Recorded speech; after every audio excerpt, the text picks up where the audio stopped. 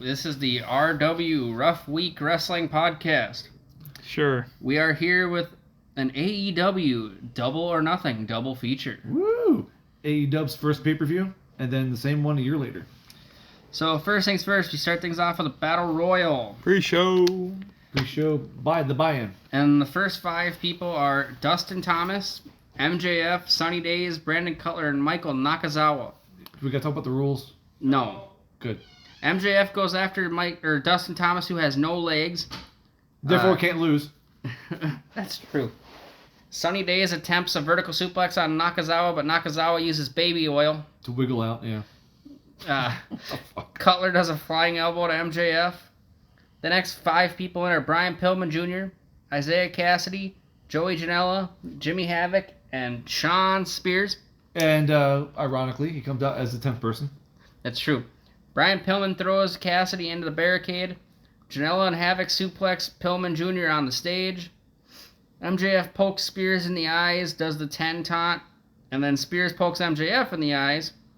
Spears has a neck breaker to MJF onto his knees. Spears has some chops to MJF. The next few people in are Billy Gunn, Glacier, Jungle Boy, Mark Quinn, and AC Romero. Fat fuck. Yeah. Yeah, that's true. Alright, Glacier does some chops to MJF. Horrible. Oh my god. Glacier does the hell stab to Joey Janela. Sunny Days is in the corner on the top rope, and Glacier spits mist into his face, so he freezes like Sub-Zero, and then just chops him off. It'd be great if Sunny Days got blown apart.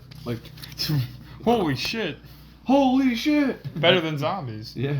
That's true. Oh god, the zombies. Joey Janela gets a cigarette and lights it, and Jimmy Havoc staples the cigarette to Janela's head. Yeah. Pillman does a springboard clothesline to Janela. Private Party to a Hurricane Rana and Cutter Gin combo. and juice. Gin and juice.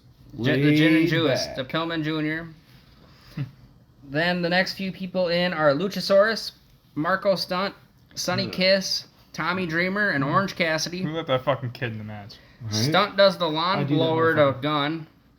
Romero does a tope to Luchasaurus, Dreamer, and Kiss. Let's see. Dreamer throws a trash can into the ring and clips Luchasaurus and Romero. Dreamer ends up hitting Gunn, Janela, Cassidy, Cutler, Romero, and Quinn with the trash can. Then he ends up hitting Havoc with the trash can. Dreamer does the cutter to Havoc. Luchasaurus does a chokeslam to Private Party. The Joker comes out, which is Adam Page. Page has a clothesline to MJF. No, he's the cowboy. Cowboy. The It's Midnight Joker. Toker. Page has a follow-away slam to Jungle Boy. Thank you. You're welcome. Page has a discus elbow to Janela. Page has the dead eye to Joey Janela. I love the Deadeye. It's so good. Spears does some chops to the fat boy, AC Romero. Jungle Boy and Marco Stunt do a kick and lawn blower combo to Lawn AC blower? Romero. That's what they called it, the lawn blower. I don't want to know. AKA a code breaker. The line. Okay. Now I know why Jericho called the code breaker. Jungle Boy does a sleeper to Romero. Romero literally falls on Jungle Boy. It just falls backwards. Stunt does an enziguri to Romero. This will not end well. Romero does a running pounce to Stunt onto Private He does a Party around running the catch and side. toss. That's what he does. We called it the running pounds. The running pounds, it's correct. Yeah. Jungle Boy does a double drop kick to Romero. Spears does a DDT to Janela. Dustin Thomas does a 619 and a 450 splash to Janela. Billy Gunn does the famouser to Cutler. Luchasaurus does the chokeslam to Janela through a table on the outside. Dreamer hits Luchasaurus with a cookie sheet. Bam. Sonny Kiss plants his ass in Dreamer's face And then, yeah, does nothing, gets eliminated. and literally wipes his ass in Dreamer's face. And then gets eliminated. Orange Cassidy comes in finally and does the shin kicks and the sweet shin music to Dreamer. This is before anybody even knew who he was. So, like, what the fuck is this? And like, Devastating. yeah. It was devastating. Dreamer attempts the Dreamer driver on Havoc, but Jimmy Havoc staples Tommy Dreamer in the head and balls.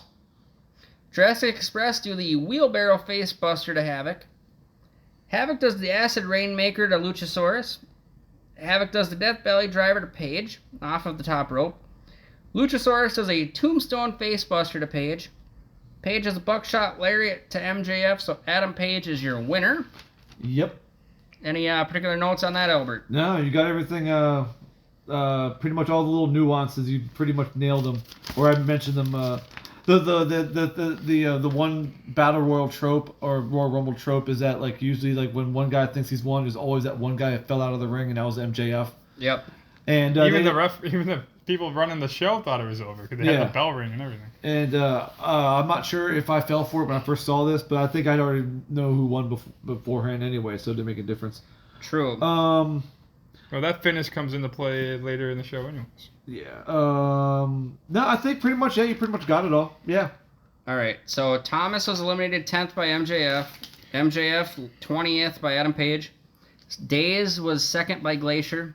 Cutler 12th by MJF. Nakazawa 1st by Days. Pillman Jr. 4th by Private Party. Isaiah Cassidy 5 by Luchasaurus. Janela 13th by Luchasaurus. Havoc 18th by Luchasaurus. Spears 9 by Thomas. Gunn 11 by Cutler. Glacier 3 by MJF. Jungle Boy 17th by Havoc. Quinn 6 by Luchasaurus. AC Romero 8 by Jungle Boy. Luchasaurus 19 by Page. Marco Stunt 7 by Romero. Sonny Kiss 14 by Dreamer. Dreamer 16 by Havoc. Cassidy 15 by Dreamer, and obviously Page wins, so he never got eliminated. Are you sure? I'm pretty positive. Okay, just checking. All right. So we got to rate that one out of a 10, boys. Ick. It was fine at the end, but that's usually how these things work. The format is weird. 5 guys at once, or 5 people at once, I guess. If You get that way. do 5 guys at once? I don't know. You brought that up, so maybe you have some history with that. Oh God. Good comeback. Good comeback. It's a AEW is doing unique ways of doing Royal Rumbles. This is what's basically what they are. Yeah. But yeah, Right Guy won. Ended up being a good match with Jericho later, and Page's star would rise as that went down later. So like, it had fun stuff. It brought back things like Glacier, who were this is weird people, but like I mean I'm Billy Gunn. It's weird to see him. Tommy Dreamer again, weird to see him here, but of course Tommy Dreamer's everywhere, and he always does a good job. He definitely is everywhere. I can't wait till fans come back in July, so I don't have to see Billy and Austin and Colton just sitting in the crowd, hype training it up every single Dynamite.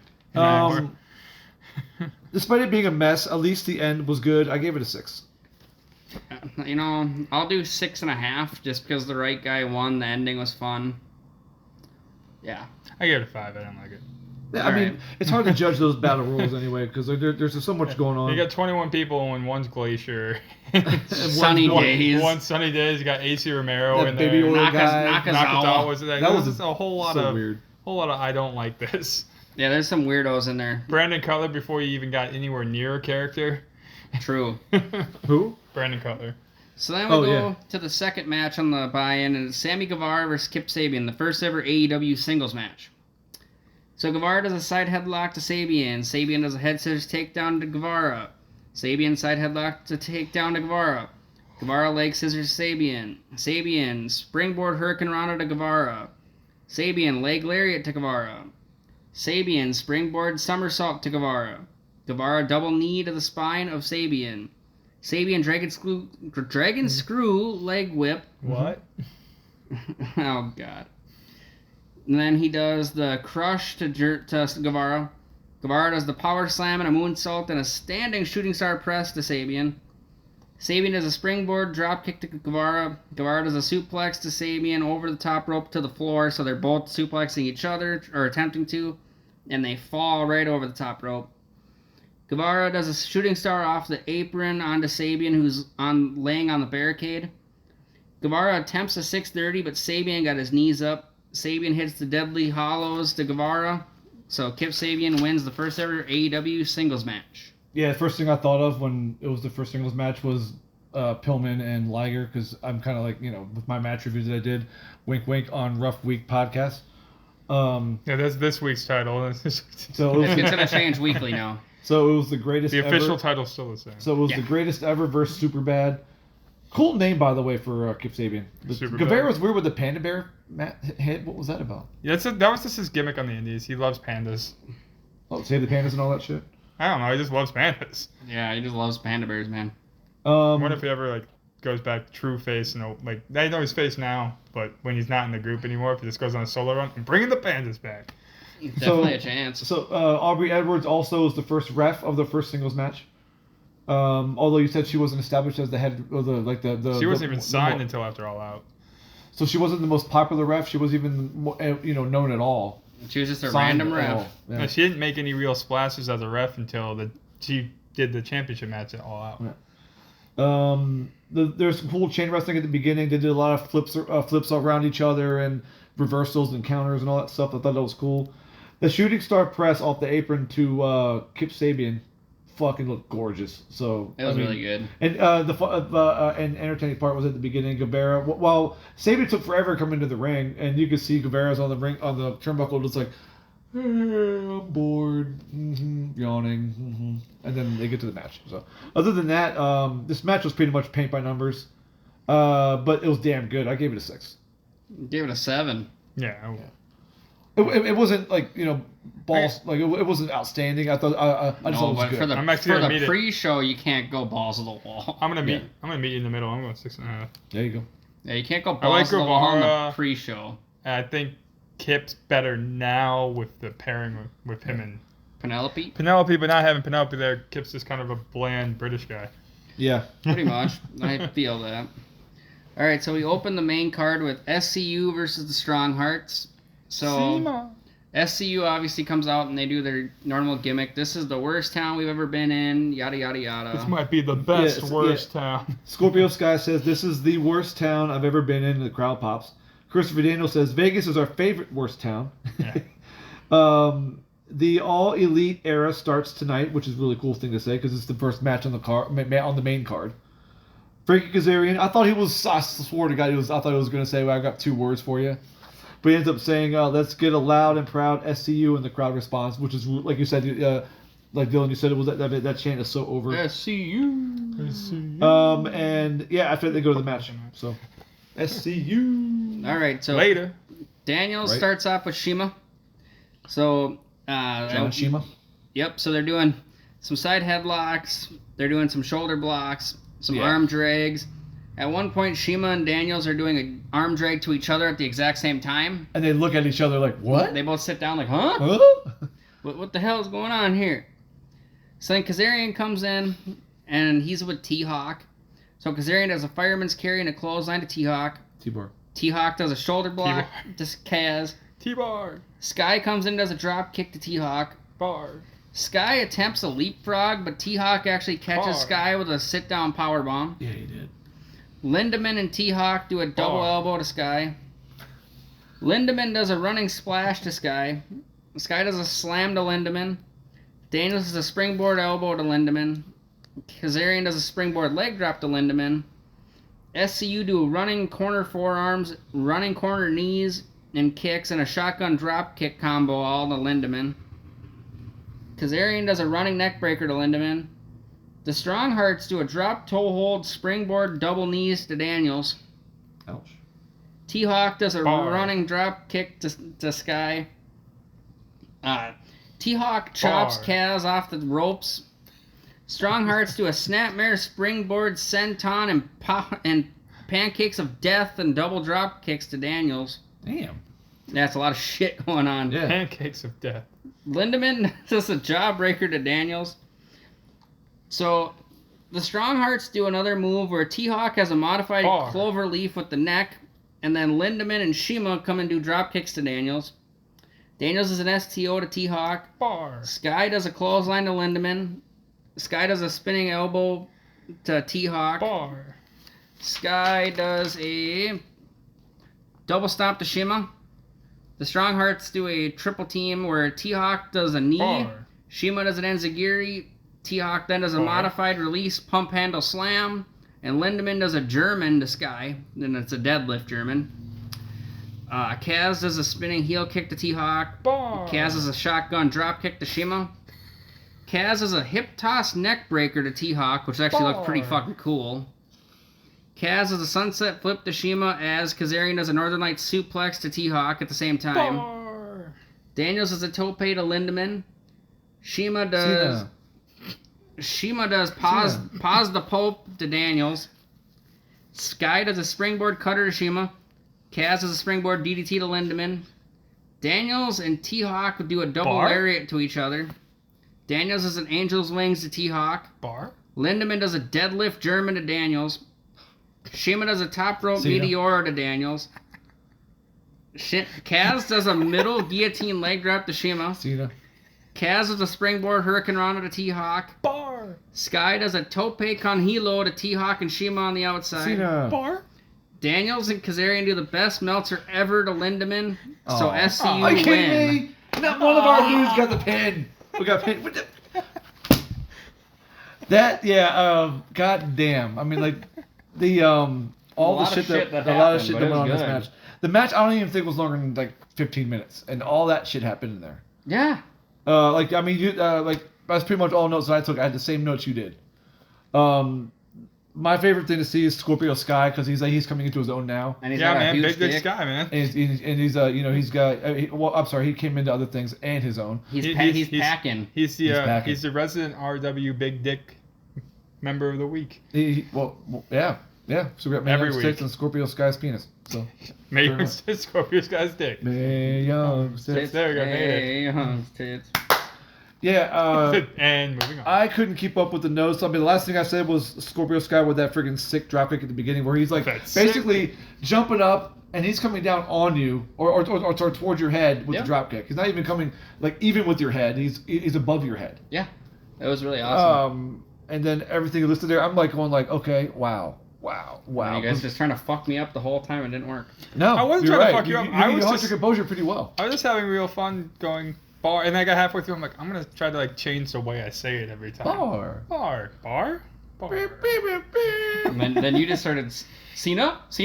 Yeah. I was like, this guy's taking my bit. A lot of action, a lot of great double teams. I like seeing. I mean, I don't think any of these guys made any mistakes. I gave it a 7. I gave it an 8. I was like, shit, this is good. Yeah. Oh, we're just gonna sit here doing this 7.5. Yeah. All right. Low, middle, high. Low, middle, high. So then we go to the next match. It was originally supposed to be a triple threat with Kylie Ray, Brit Baker, and Nyla Rose, but Brandy Rhodes comes in and says, this match could be a great match, and you guys have a chance to win. But I don't want a great match. I want an awesome match. So wink. Fatal 4-Way happens with Awesome Kong. Yeah, the crowd actually responded really well to Awesome Kong. They loved it. When was the last time we see Awesome Kong before this? Like, where was she working at? Impact. On Impact? She was making glow. Really? Wow. But Impact was the last time I'd seen her because it was like 2015, 2016, something like that. Got it. So Ray does a sleeper to Kong. Kong does a slam to Baker onto Ray. And then she disappears. Kong tries a running splash to Baker and Ray, but they both move. Baker does a crossbody off the apron to Kong, but Kong catches her. And breaks the big woman rule. And then Ray does a tope to Kong, who is holding Baker. Says, that was a great spot. Fuck you. Rose does a slam and a standing leg drop and a spine buster to Ray. Baker does a sling blade to Rose. Rose does a Samoan drop to Baker. Rose has a corner splash to Ray and Baker. There's a Tower of Doom spot where, of course, Kong is on the bottom and Rose is on the top. Giggity? The two smaller girls are obviously in the middle. Yeah. Well, it's a sandwich. Baker and Ray super kick Kong. So Twice. Baker first does a super kick to Kong on the apron, and then Ray hits one onto Kong, who then falls down. And out of nowhere, you see Nyla Rose spear Kong into the steps. Jesus fucking Christ. Baker does a swinging neck breaker to Ray. Ray does a deadlift German to Baker. Baker does a super kick and a Yuji Goroshi to Ray. So Britt Baker takes home the victory. Yep. At first, when I first watched this, I was like, okay, I thought the finish was kind of annoying, because I would rather see Awesome Kong be in there, or like barely. I don't know. I don't know how I felt about it, but at least it was Nyla Rose doing the eliminating of Awesome Kong, or vice versa. You know what I'm saying? They took each other. Oh, she took herself out, taking out Kong. Yeah. So at least that was okay, because I couldn't imagine either Britt Baker or Kylie Ray knocking out Awesome Kong that way. Yeah. So the finish was okay. Obviously, Britt Baker winning is really cool, and I dig Kylie Ray's gimmick. She does all that happy stuff with the the smile and the thing that made me laugh so hard is just when Brandy came out. Yeah. She was just, hi Brandy. Yeah. And then Hi, Kong Brandy. came out and she was just like, Yeah. still like super happy. So you see Nyla Rose and you see Britt Baker like, wow, that's awesome. Kong's coming down to the ring like, we're supposed to be a triple threat. And Kylie Ray's like, oh, this is so great. Yay. Hi, Kong. Hi, Kong. I do gotta say hi, Britt. Hi, Allie. Kylie. Hi, Kylie. Not hi to Awesome We Kong want or to talk Nyla. about. You're gonna talk about how this is the first ever women's match in AEW. Yeah. This was, and First Britt also- Baker took home the win. Also the first Fatal triple four-way. threat / fatal four-way. Foreshadowing to 2021. Facts. I think this match needed a bit more time for it to be really good, but I gave it a 6. Gave it a 6.5. Yeah. I gave it a 6. Yeah. It was cool spots. I mean, like there was times where all 4 women were in the ring. I think like I said, the way they eliminated Kong was the best way they could have gone about doing it because it took 2 super kicks and then that spear and then they're outside of the ring and then Britt Baker gets the Ushigoroshi on, for the pin. Fine. Yeah. Yuji Goroshi, yep. Eugene Nagai? So then we go to the next match. The one that Albert was falling asleep during. Yeah, so he gave it a 3. Best Friends versus Hybrid 2. So Chucky does a drop kick to Evans. The Best Friends do running corner forearms to the Hybrid 2. Best Friends try to hug, but Hybrid 2 drop kick them. That's as far as my notes got. Evans does a corner handspring elbow to I got Trent. Dark Order. Hybrid does He a, skipped the next 20. Hybrid 2 does a backdrop double stomp to Trent. Ooh, Dark Order. Hybrid 2 do a last chancery and a kick combo to Trent. Evans does a 450 splash to Trent. Ow. And Helico does a modified Dominator. And then he does a Oh, modified Boston Crab, also grabbing the arm of Trent. Trent does a lariat to Evans. Chucky does a clothesline and a drop kick to Evans. Chucky does a belly-to-belly to Evans into Angelico, who's in the corner. Chucky does the Falcon Arrow to Evans. 1, 2... Nobody kicks out of the Falcon Arrow, he screams. I think Excalibur said it first. Well, Chucky says it first, and then Excalibur says it. Whatever. Chucky does standing slice spread to Angelico on the outside. Chucky does a double stomp to Angelico off the apron. Trent does a tornado DDT to Evans. Chucky does a top rope double stomp to Evans. The Best Friends do soul food into the half and half to Angelico. The Best Friends hug. Best Friends do a crucifix into a crusher to Evans. Evans does a Canadian destroyer to Trent. And There it is. and Helico does a suplex to Evans into a splash onto Trent, which was actually really cool to see. Yeah, Albert wouldn't know. And Helico has Trent on his back, and Evans does a moonsault off of them onto Chucky on the outside. And Helico does a crucifix buckle bomb to Trent. Evans does a 630 to Trent. The Best Friends do the Doomsday knee to Evans. Sexy Chucky. Chucky does a tope to Angelico. The Best Friends do essentially a Deadeye double stomp to Evans. 1, 2, 3, your Best Friends win. Strong 0. Well, the Strong Zero now, but back then it didn't have a name. And then afterwards, the Dark Order appears. Dark Order, yeah. I got that Beats written the down. shit out of them. I got that. I got that written down. Dark Order, yeah. I'm on point. What happened? So Best Friends win. Your only notes. So, all right. You and I can rate this one. He can't because he was asleep. Just have to point this out. His notes for the next match is just fucking. Oh my god. That's awesome. I was sleepy, alright? So, I gave this match a 7.5 because it had some really cool spots. Jack Evans was very intense. Excalibur at one point said that Evans wrestles like he's 6 foot 300 pounds because he acts all tough, He forgot he's not 6'3". but he does a bunch of fucking high flying moves that are awesome to see. So 7.5 for me. What for you? I gave it a 7. I like Angelico though. And Helico's great. And Jack Evans, we've already talked about. I'm not that. going to ask about my notes. Since you have 0, Now you want to talk about the Dark Order? The only things I saw was that the before I kind of passed out, Best Friends weren't allowed to hug it out because they got Drop kicked. Drop kicked. And then the end, I saw the Dark Order in there. Why was Dark Order in there? It was their debut. Yeah, Oh, it was their debut? Oh. Yeah, they just debuted. And then all they got was, "Who are you?" Yeah, that was a great chant. Who are you motherfuckers? So okay. then, Yep. Sorry, I couldn't get a review, guys. Sorry. so then we go to our Japanese match. Oh, yay. This is the Dylan fetish match. Hey, not the people in it. Only like 3 of them. So we got Yuka Sakazaki Yes. and Emi Sakura No. and Aja Kong No. Mabel. versus Ryu Mizunami No. and 1, 2, 3, Hikaru Shida Absolutely. and Riho. Yes.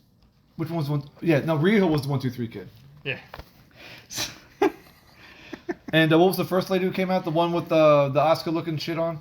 Ryu Mizunami. She's Asuka. Oh yeah, don't even forget about the Asian female Japanese Freddie Mercury. Oh yeah, she does the little freaking stomp, clap for the rock. The Ultimo Guerrero spot, okay. Oh god damn! Oh god damn! That's right. Then he just he did this right. He did the exact same thing she did. The only okay. difference is fucking. I think I might like him a little more. Oh god. Oh god. But anyways, Riho Riho does a crucifix Hurricane Rana to Sakura. I think I've been one of the worst things you've ever reviewed. Sakura does a tilt-a-whirl backbreaker to Riho. Sakazaki does a top rope Thez press to Riho. Sucky. Sucky, yup. Sakazaki does a Hurricane Rana to Riho. Sucky. God damn it, shut up. Sakura does essentially the surfboard, but she does actually the Romero special surfboard to Riho. God, AC Romero's everywhere. No, it's Romeo Romero. I know. Kong does a slam and a diving elbow drop and a pile driver to Riho. Not the most basic move in wrestling. Mizunami does a shoulder block to Sakura and Sakazaki. Mizunami does a spear to Kong. I feel bad for him because I'm gonna do the same thing. Mizunami does Butcher all of them. Mizunami does a water wheel suplex to Sakazaki. It's a water wheel. Suplex?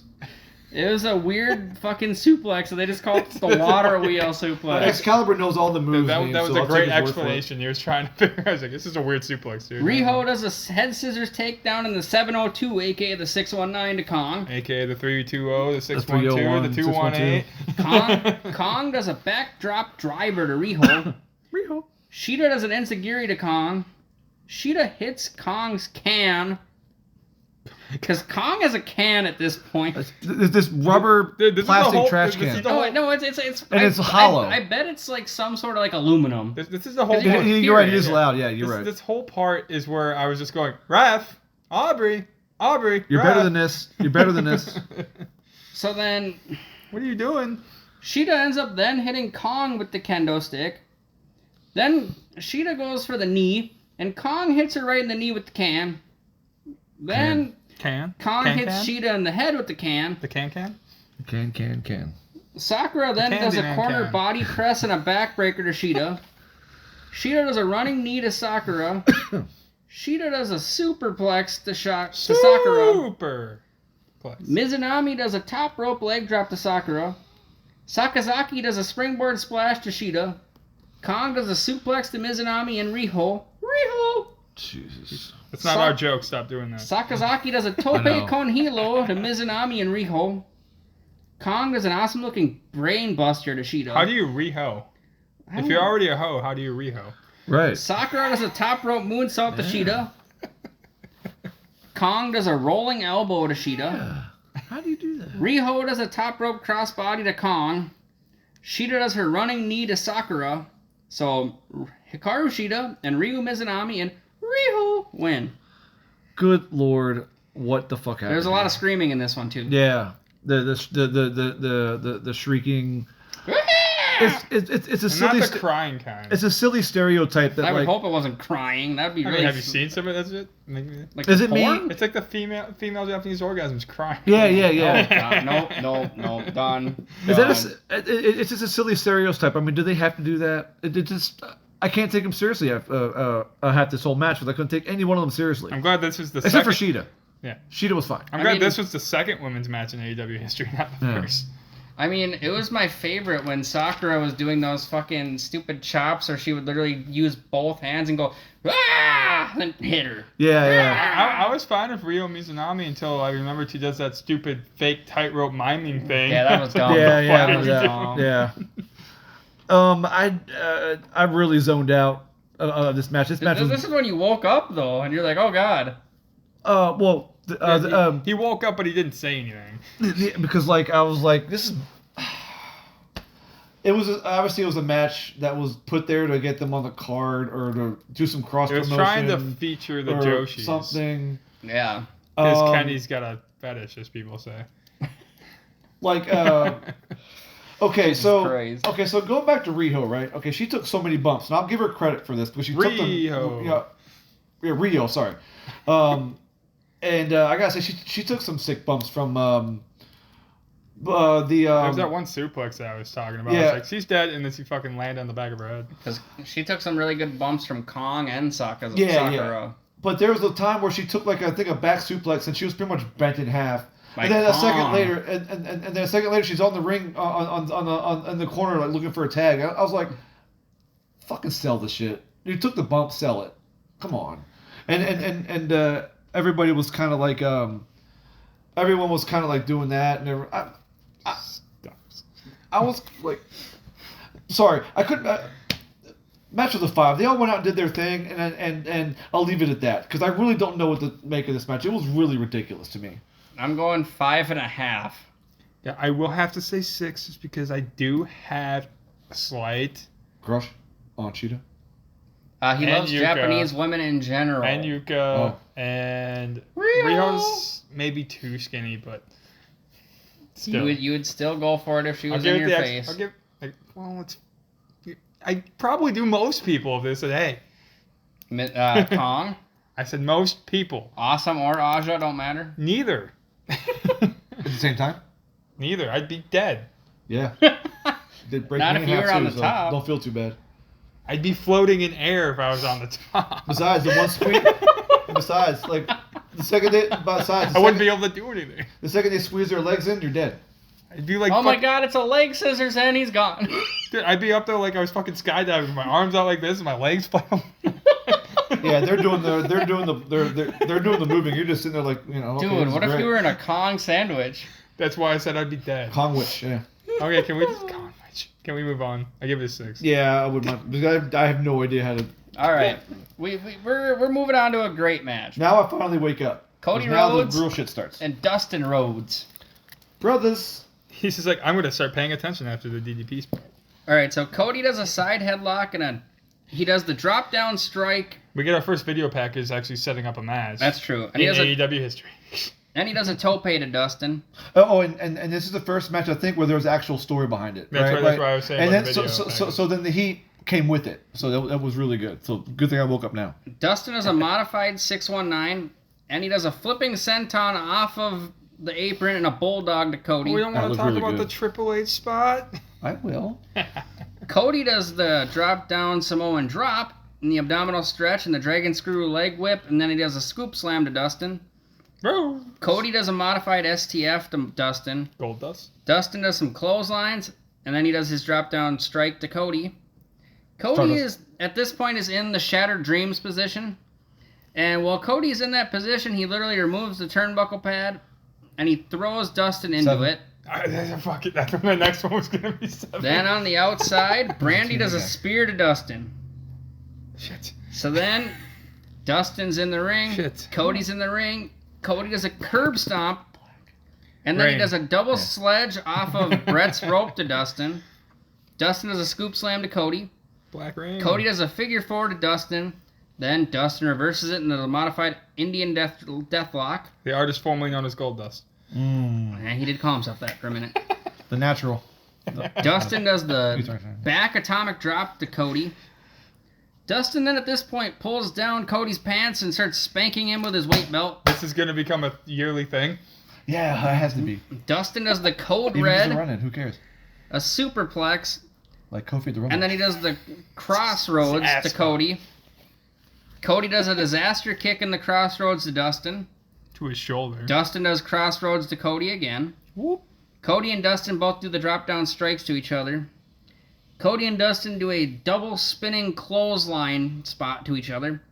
Cody brings up the vertebraker to Dustin. Wow. Cody does crossroads to Dustin, and Cody takes home the victory. And he needs his older brother. Yep, he's got to fight the Bucks, and he signed a match, and he asked Dustin, I don't want you as my friend, I don't want you as my partner. I want you as my big brother. Goes, my big brother. He's like, I don't need a partner. I don't need a friend. I need my older brother. Yeah, and seeing it now, it wasn't as effective. When I first saw this, I was like, damn. It's still super effective. The problem is when you've seen it so many times. It's hard to get that initial shock out of you. Because Dustin Rhodes is sitting there, half of his face was painted red, but then it was all red. Because of the blood. You're like, Cody, can you hurry this up? I gotta go see a doctor. Yeah, because like Dustin Rhodes is like kneeling on the mat, and then you get to see rivulets just coming. Well, after the match was over, you saw him laying there, and he kept his head on the ground. That's when you see like the pool of blood. Every time when there's people, Daniels did the same thing in the Bucks match. The natural Dustin Rhodes. Yeah. So right off the bat, this is very interesting because Cody gets his entrance. And you don't see him come out, but you hear his music, and what was revealed. Usually when he comes out, that little column thing comes up, and it's him there with Brandy. This time it was the throne, and it had little Triple H symbolisms on it. It had like the skulls and the Triple H logo, I guess you'd call it. How do you like this pissant company now, Trips? Yeah, so Cody Rhodes comes out with Brandy, and they walk to the stage. Walk to the ring. Cody stops. While Brandy goes under the ring, pulls out a sledgehammer. Cody grabs it. It's not even a sledgehammer. It's more like a rubber mallet. Right.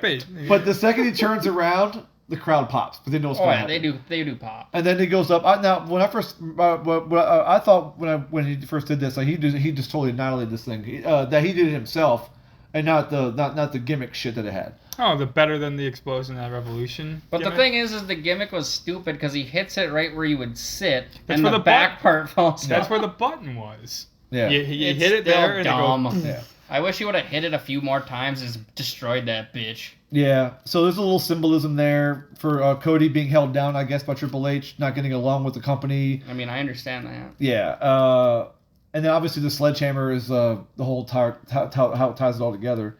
Because I'm sorry, yeah. So Cody should have got Motorhead to do his song. Lemmy was dead at this point, even though that would have been fucking hilarious. Another cool spot. No, what was really a spot was a moment. Both guys are in the ring looking at each other, and a Dusty chant breaks out, and Dustin Rhodes does this. And they chanted, cool. This is awesome, before they even did anything. Yeah. And then Dusty. That 360 senton was great. That was awesome. Fucking Dustin doing that at his age. Yeah, after Dustin takes the turnbuckle spot, like you said, it was weird how it went from the turnbuckle to the spear by Brandy, and then suddenly he's bleeding. And then he's bleeding and then super DDP hard. takes him out. And then Brandy kicks out Hebner. Brandy's throwing a fit. DDP comes out and carries Brandy away on his shoulder, so you get to see a little bit of a booty thing there. Real nice. Not too long, though. After that, I didn't take any notes because I was absorbed in the match again. Because then it got really, really, really good. The in-ring action. What? No. Dillinger 10. No. We're not there yet. Let him talk. And, so like everything, you nailed the match perfectly with all the play-by-play. At the end was when it was good because like both guys kept trying to put each other away with crossroads and various other moves, and finally, Cody got him with the crossroads, and that was finally it. And then of course, and then the after the match promo where he needs his brother. Good stuff. I gave this match. It was a 10 before you started because I knew what happened already. So, but and nothing here shied it away from a 10. Perfect story, perfect match. The Dustin bleeding, I don't think it's supposed to bleed that much. No, he was never intended to bleed. But it absolutely increased the drama tenfold. It did. I'll agree with that. I'm going 10 as well. Do I even need to say trifecta? Because there we go. It's a fucking 10. Was that match of the year for 2019? By the way. Probably like was PWI or whatever. It was definitely up there. I can't. I'm gonna quote Varsity Blues. Miss Davis, you're 10. Fucking 10. Yep. Yeah, awesome stuff. God damn it. All right. Rhodes Brothers, you're 10. You're 10. So then we go on. Okay. This is fun because I get to do some stuff here. All right, so we get the AEW World Title presentation, and when I heard about this, I was like, wow. especially when I found it was supposed to be Ric Flair, and it turns out it was going to be Bret the Hitman Hart. Crowd pops huge. Holy shit chant. Bret Hart gets in the ring and he says the usual stuff. I'm grateful to be here in Las Vegas. I remember defending a world title here 26 years ago. How come you couldn't mention WCW? There's no reason not to. Yeah. Maybe it's just him just like not worrying about it. Anyway. But yeah, Tony Schiavone doesn't really mention WCW when he talks about the old days either. Bret Hart has Hangman Adam Page coming down to the ring. And before Hangman Page even gets to say anything, MJF comes out. And the crowd starts calling him an asshole. Oh, I'm the asshole, MJF says. You bought a ticket here to see me, so you shut up. Great stuff. MJF mocks Bret Hart's Hall of Fame incident. With the fan. Look out, Bret, there's a fan. That was so funny. Yeah, it was great. Watch out, Bret, there's a fan. To the crowd who's still like mocking him or booing him. You Nimrods boo me because you were jealous. I'm the future of AEW. Because a horse, in reference to Adam Page, can't be the face of the company. And then to Page, you know what happens when a racehorse has a bum leg? You take it out back and you blow its brains out. Like, okay. He says to Hart, "Hey, you old man, you shut up. Because I'm the best there was. You know what? That catchphrase sucks. Better than you. And you know it. Yeah, and then back to Page. You should relinquish your title shot to me because I'm better than you and you know it. And then that's when Page runs at him because at this point MJF is on the apron. Easy there, Seabiscuit. Yeah. Easy Seabiscuit. So MJF's about to walk away, and Jungle Boy is walking out to the ring, and MJF is like, I'm not ready to fight some prepubescent teenager. So he turns around, and Page is on the floor. And Jimmy Havoc. And then Jimmy Havoc comes down, and they all beat up MJF. Havoc and Jungle Boy start running with MJF through the crowd. Page gets back in the ring, and this was when you see Bret Hart show off the belt. He's holding it up like he won it, you know. Yeah. And the first time we see the AEW title as we know it, and the segment ends with Hart waving to the crowd, and Page and Hart leave the ring. It was funny when Hart fucked up his line though by going, "And next month." Yeah. Or a few months. Or a few months from now. I don't know. It could be 10 years, but we'll see. It's been a while, guys. Yeah, he actually said that. So, good for him. He did say it's been a while. So good for him for doing that. Just go with your mistake. The segment was, good for what it did. So we got a AAA tag team title match. The Young Bucks versus the Lucha Bros.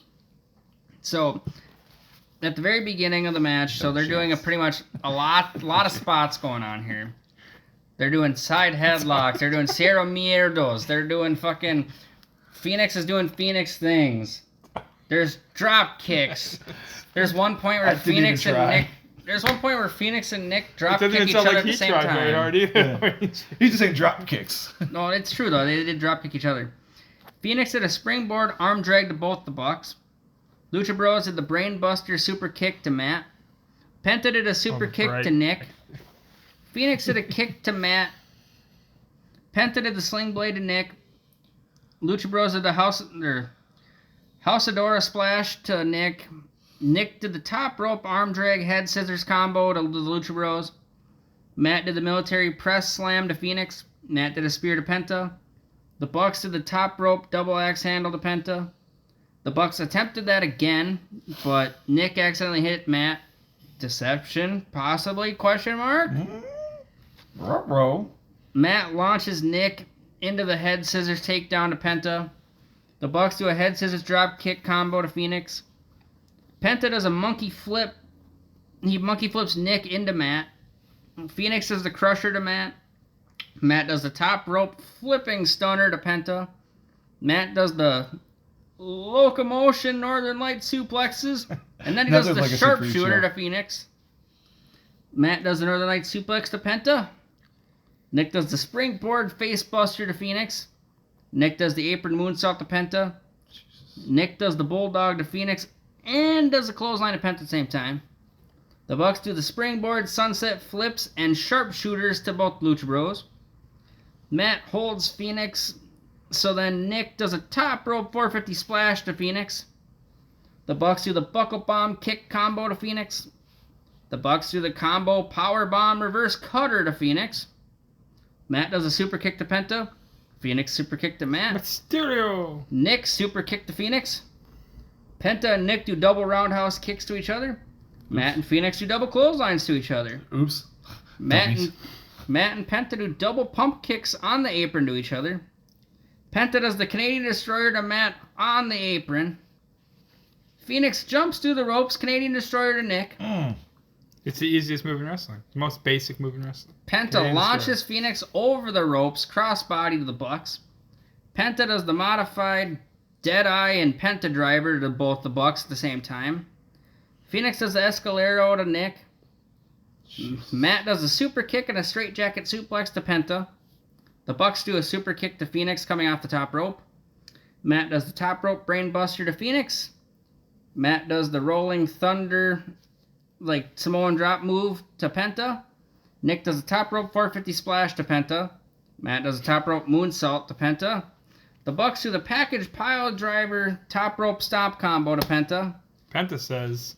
Nick does the running top rope corkscrew plancha to Phoenix. Penta does the modified Ujigaroshi to Matt. Nick does the super kick to Penta. The Bucks do the Meltzer driver to Phoenix. And the Young Bucks defend the titles. I think we need to add Penta to like the fucking farm animal soundboard for children. Penta says, Zero. That'd be fucking cow hilarious. goes moo. A Penta goes, Cero mierda. Or whatever the fuck it is. He attempted to do that 6 times, was successful 4. Because he got stopped like a bunch of times. Like the Orange twice, Cassidy so pocket segment. He only got stopped twice. Yeah, well, you can't hold down no fear, so, I mean, whatever. Okay, so first things first. Obviously, it was a spot fest, and spot fest were not my favorite thing, but it was known going into it there was going to be that. So now I didn't care. There are anymore. no rules. No rules. There's no rules. That's fine. They're going to other turnbuckles. Yeah. Okay. So how many Bucks matches do you think you can see? Can ever watch? We get tired of all the kind of shit them or their opponents can do to each other. If you ask this guy, none. Yeah. Yeah. I won't get sick of it. But I will say this though, compared to some other matches they've had for Ring of Honor and even some other ones they have with AEW, I'm not trying to compare them to that one match we saw that I gave it a 10. The Omega Page match. I thought it was FTR. The FTR one as well, yeah. is also really good, but I don't think anybody gave that. This one won't come near that, but it's still goddamn good. I mean, I don't know how these guys keep it straight in their heads, either team for that matter, to be able to especially with the language barrier. Call the spots in the ring. I mean, like, you can't practice this stuff and make it that smooth. You have to call it in the ring and just know you're going to do it. Oh, yeah, no, you can't. You have to call it in the ring. I think they brought up this was only like the 3rd match they had or some shit. Yeah. Yeah. But that just shows how good all 4 of these guys are. But the Bucks always impressed me with how they can just manipulate themselves as a tag team. And same thing with the Lucha Brothers. Phoenix is a god, man. They're fucking smooth. Like, God, what the F? I mean, Penta's great. Phoenix is great. The Bucks are great. I'm not going to give it more than an 8 though, because it did get boring in parts because it was like, all right, I want some selling, but we're not going to have it. And by the way, 15 minutes into the match, the Lucha Bros tagged out. I was like, why even bother? Hey, we lost the plot on the tag team part of this a long time. Yeah. There was no real heat between these guys besides the titles, right? So at this point, yeah. Okay. The ladder match. Mm-hmm. Yeah. Either way, I gave it an 8. It's still freaking fantastic to watch, and it was just for the pure enjoyment of the moves being performed, and that's my rating. So Cero mierda! Go. I went 10 because these dudes went all balls out. Bucks mark. Yeah. Not even a Bucks mark. You're a Bucks mark. Balls out. You are a Bucks mark, though. How many fucking botches did you see in that? Doesn't matter. Well, yeah, but the thing, like, and that's why I gave it an 8, pure and simple. But like, if there was a bit of a story to it, it would have gone higher. And to me, I gave it a 9 because I gave the ladder match a 10. The ladder match is a 10 too. Yeah, I'm saying the ladder match is a 10, but this isn't the ladder match in my mind. Right. Yeah. So then we go to the main event. All right. So Alpha Omega 2. Yeah. Okay. So Jericho came out first. Jericho came up. Okay, so Jericho has a little fun with his entrance, and since this is his first pay-per-view match, I believe, with the company, or is everybody's first match, right? Yeah, everybody's first pay-per-view match. So his first match, he makes a little impression by going through versions of his characters and characters past. He comes out as Lionheart, or somebody comes out as Lionheart Jericho, with the long blonde hair, and he has the Jesus Christ pose where his back is to the crowd. And he has the old Lionheart jacket too. Yeah. Then the list Jericho comes out, and he actually has the list of Jericho, which is awesome. And then Light Bright Jericho comes out with the glow in the dark jacket, and then current Judas in my mind, Chris Jericho comes out with one of the baddest ass themes, which he doesn't know, but will be sung back to him in months past this. Yep, give it a few months, man. Yeah. Oh, I'm sorry. There's also a funny spot at the beginning before you get started. The Cracker Barrel sponsor is in the ring, and they're trying to get it out. The referee can't get it under the bottom rope. Chris Jericho just walks up and says, "Get the damn thing out of the ring!" And he puts it between the second and the third bottom rope and just pushes it out and says, "Do your job," or just some mocking thing to the ref. Yep, he does do that. All right, so we got Chris Jericho versus Kenny Omega, obviously. Winner faces Adam Page. All out for the AEW World Championship. All right. So at the very beginning, Omega attempts a running V-trigger, but Jericho moves, so Omega hits the turnbuckle pad. We're not talking about that. Omega attempts a Hurricane Rana to Jericho, but Jericho reverses it into the walls of Jericho. Of course. Omega does a suplex to Jericho. On to the timekeeper table. Ouch. Omega goes for a moonsault on the barricade, but Chris Jericho pushes Omega into the crowd. Of course. Omega does a drop kick. Omega does a drop kick to Jericho off the barricade. Omega does Ken Anderson's old move, the Green Bay Pounce, and then he does a Brett's Rope moonsault to Jericho. Jericho on the outside grabs a table, and Omega does a baseball slide into the table and Jericho at the same time. Omega does the Terminator tope to Jericho and the table. Tope. Then Omega does a springboard double knees to the table and Jericho. Omega does the Kitaro Crusher to Jericho.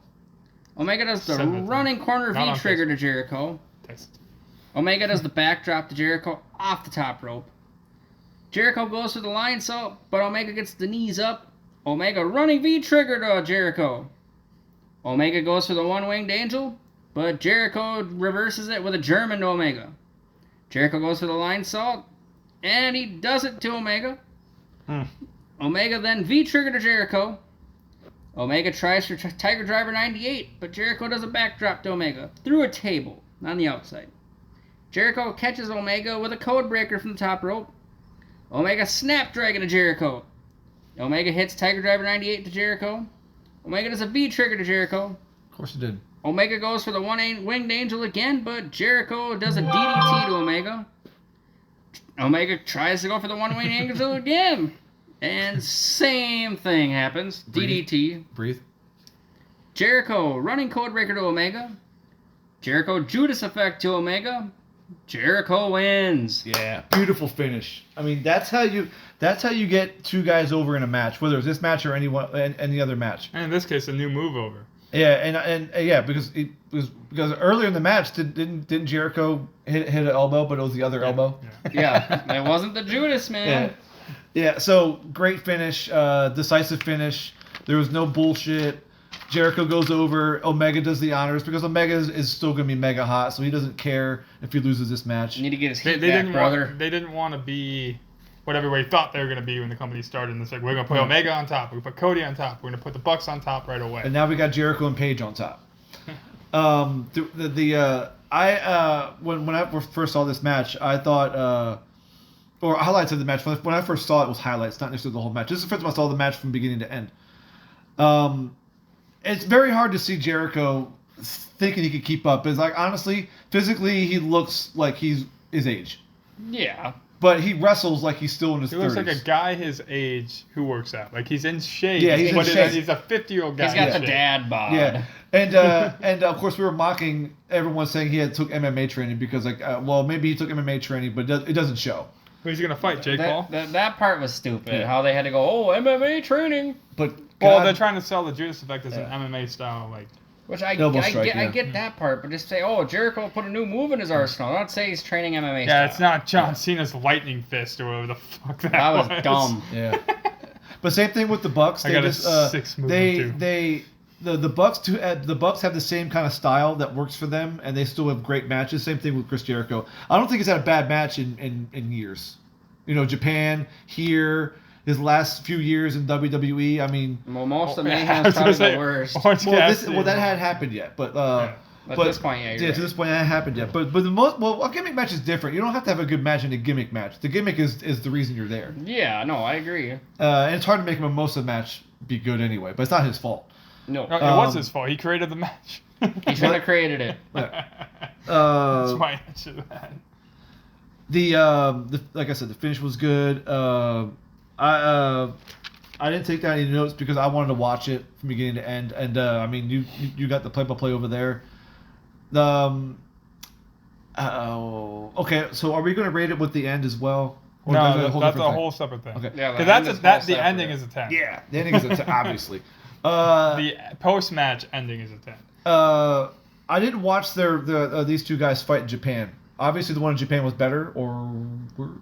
I believe Meltzer rated it 5 stars, but then again, anything that happens in Japan, Meltzer I believe rates a lot it above. He's a Japan mark. I didn't watch it, but I believe my initial reaction was reading people saying when people who had seen the Japan match rated it, said it wasn't as good, but it was still really good. Which I can see that. To me, this match was the finish. Everything before it was just the vehicle to get to the end. Obviously, that's what most matches are. But this finish was really good. It had to have a decisive winner, and it did. And I gave it an 8. Okay, you? This isn't the order; it goes to you. All right. So this one, I did really like what they were doing here. So I'm going 8.5 on it. I mean, there's not anything you could do that would make it any better, but there's also nothing you could do that would make it worse at this point. The only way you can make it better is make Jericho 15 years younger. He still wrestles like he's in his 30s. I'm going to say, if you had Jericho at 35, and Kenny's about 35 here. Dude, so at 35, he was in WWF. Was he in the suit and tie gimmick yet? 2008? No, that was about 37. He would have been like right at the time where he was feuding with Cena when he would have left it the first time. Yeah, it's 2005 Jericho. So was this still pre-light break? Yeah, this is pre-suit Jericho. This is literally short hair Jericho when he was like, I'm always Intercontinental Champion. Yeah. When he was feuding with Cena, the SummerSlam 05 stuff, he had his long hair still. Yeah. Then he came back with the short hair. He goes away and comes back with the Shawn Michaels feud, and then he develops that gimmick where he talks real slow. The Save Us Y2J thing started with Randy Orton. And then Jericho puts himself in. He becomes world champion. But you get that 15 years younger. Like if you put Jericho the same age as Kenny at this point, it's probably a flawless 10 out of 10. Dude, yeah, I mean they may break the scale, you know. Okay, so. But yeah, I gave it an 8 as well.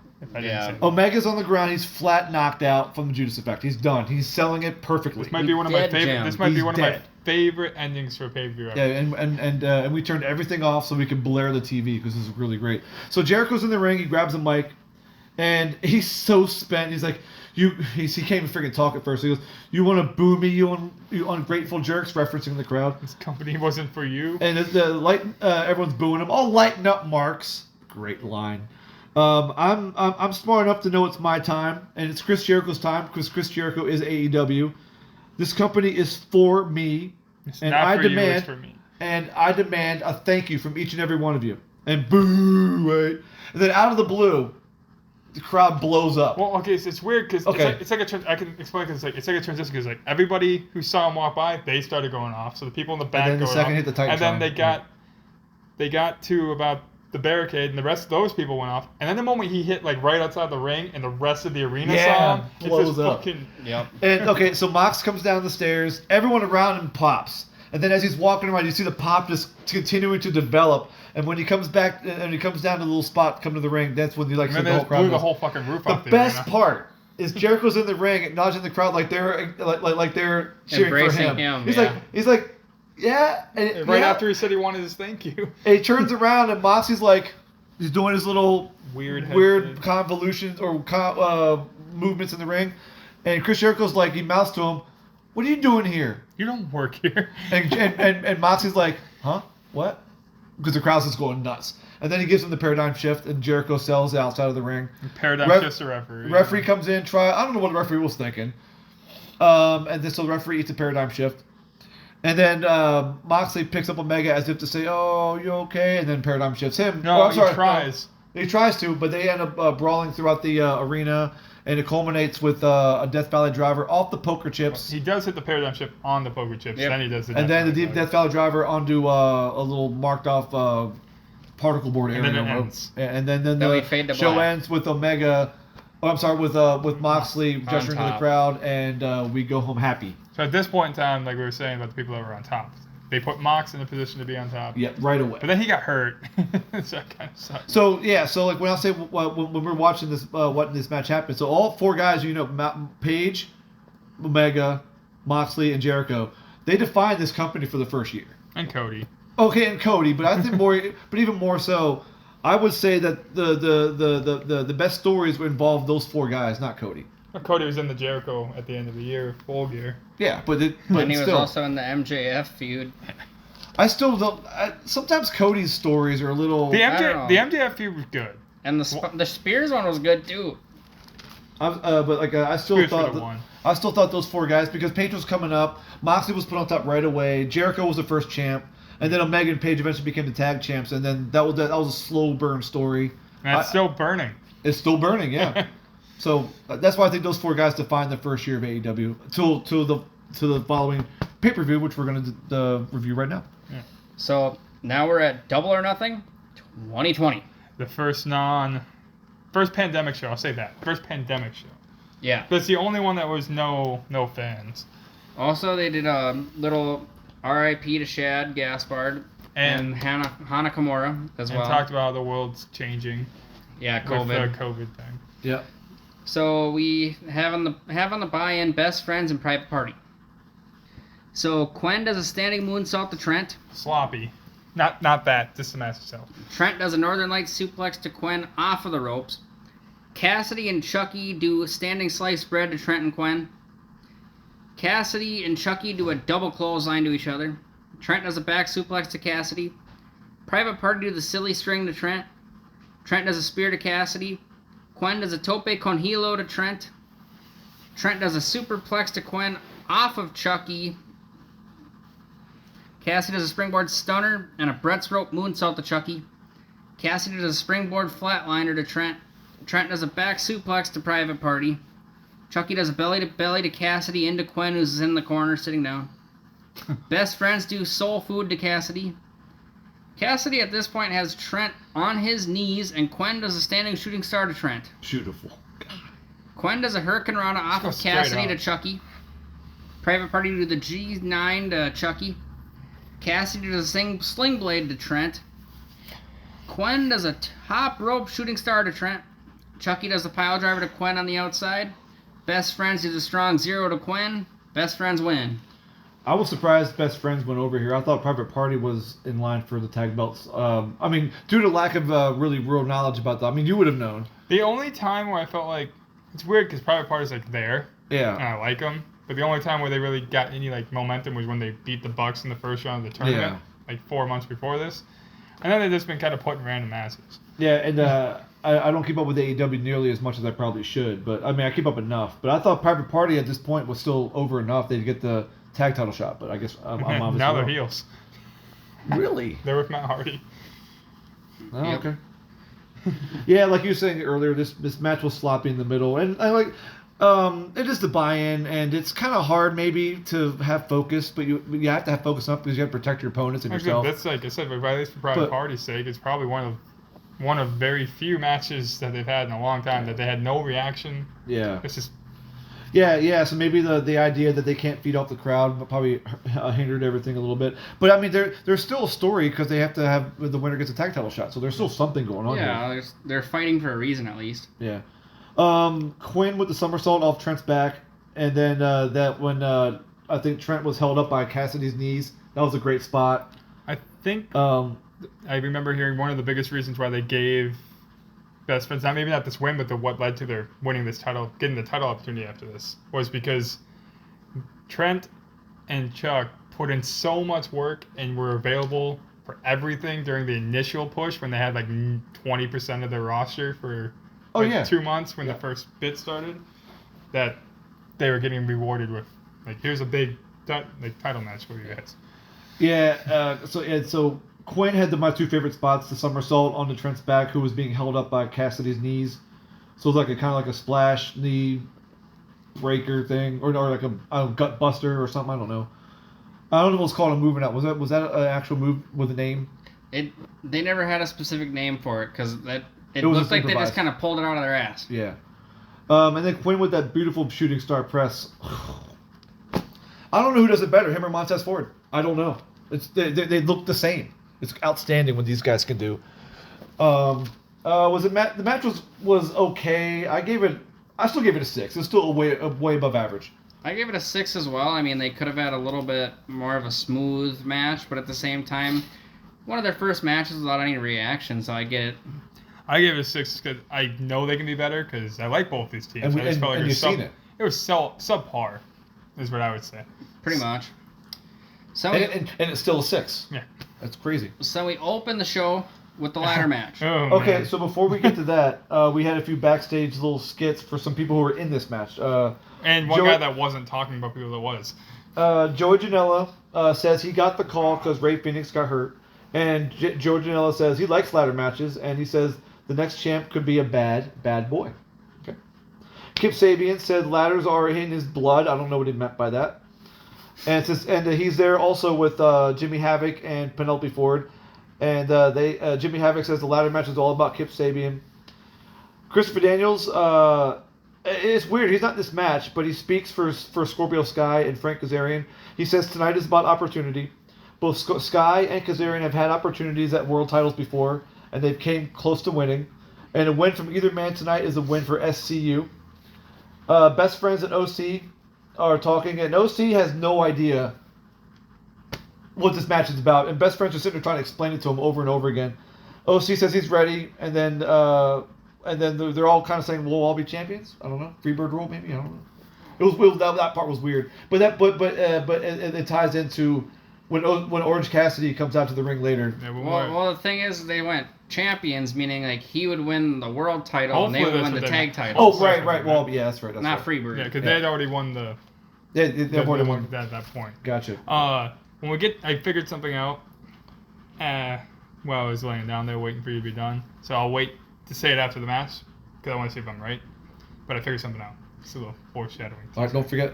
I won't. So we got a ladder match. So we got Frankie Kazarian versus Scorpio Sky versus Luchasaurus versus Kip Sabian versus a mystery person versus Orange Cassidy versus Joey Janela versus Colt Cabana versus Darby Allen. And this is Royal Rumble style. Kind of, yeah. Every 2 minutes, somebody else comes out. Yeah. So Kaz and Sky start. Big Dick Sky. Kaz has a side headlock and a shoulder block to Sky. Kaz and Sky bump heads. Which one?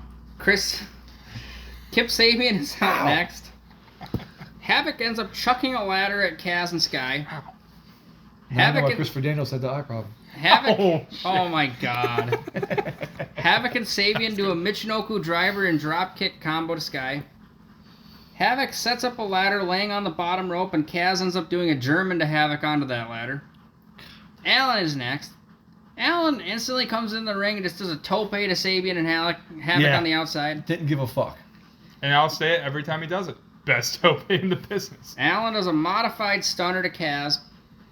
Allen then builds a ladder bridge on the outside. Allen literally chucks his skateboard at Kazarian. That looks stupid, but... Allen gets on the top of the ladder with a skateboard and essentially tries to kill Kazarian with that fucking skateboard by landing onto the skateboard onto the ladder. I would say overall he was trying to kill himself.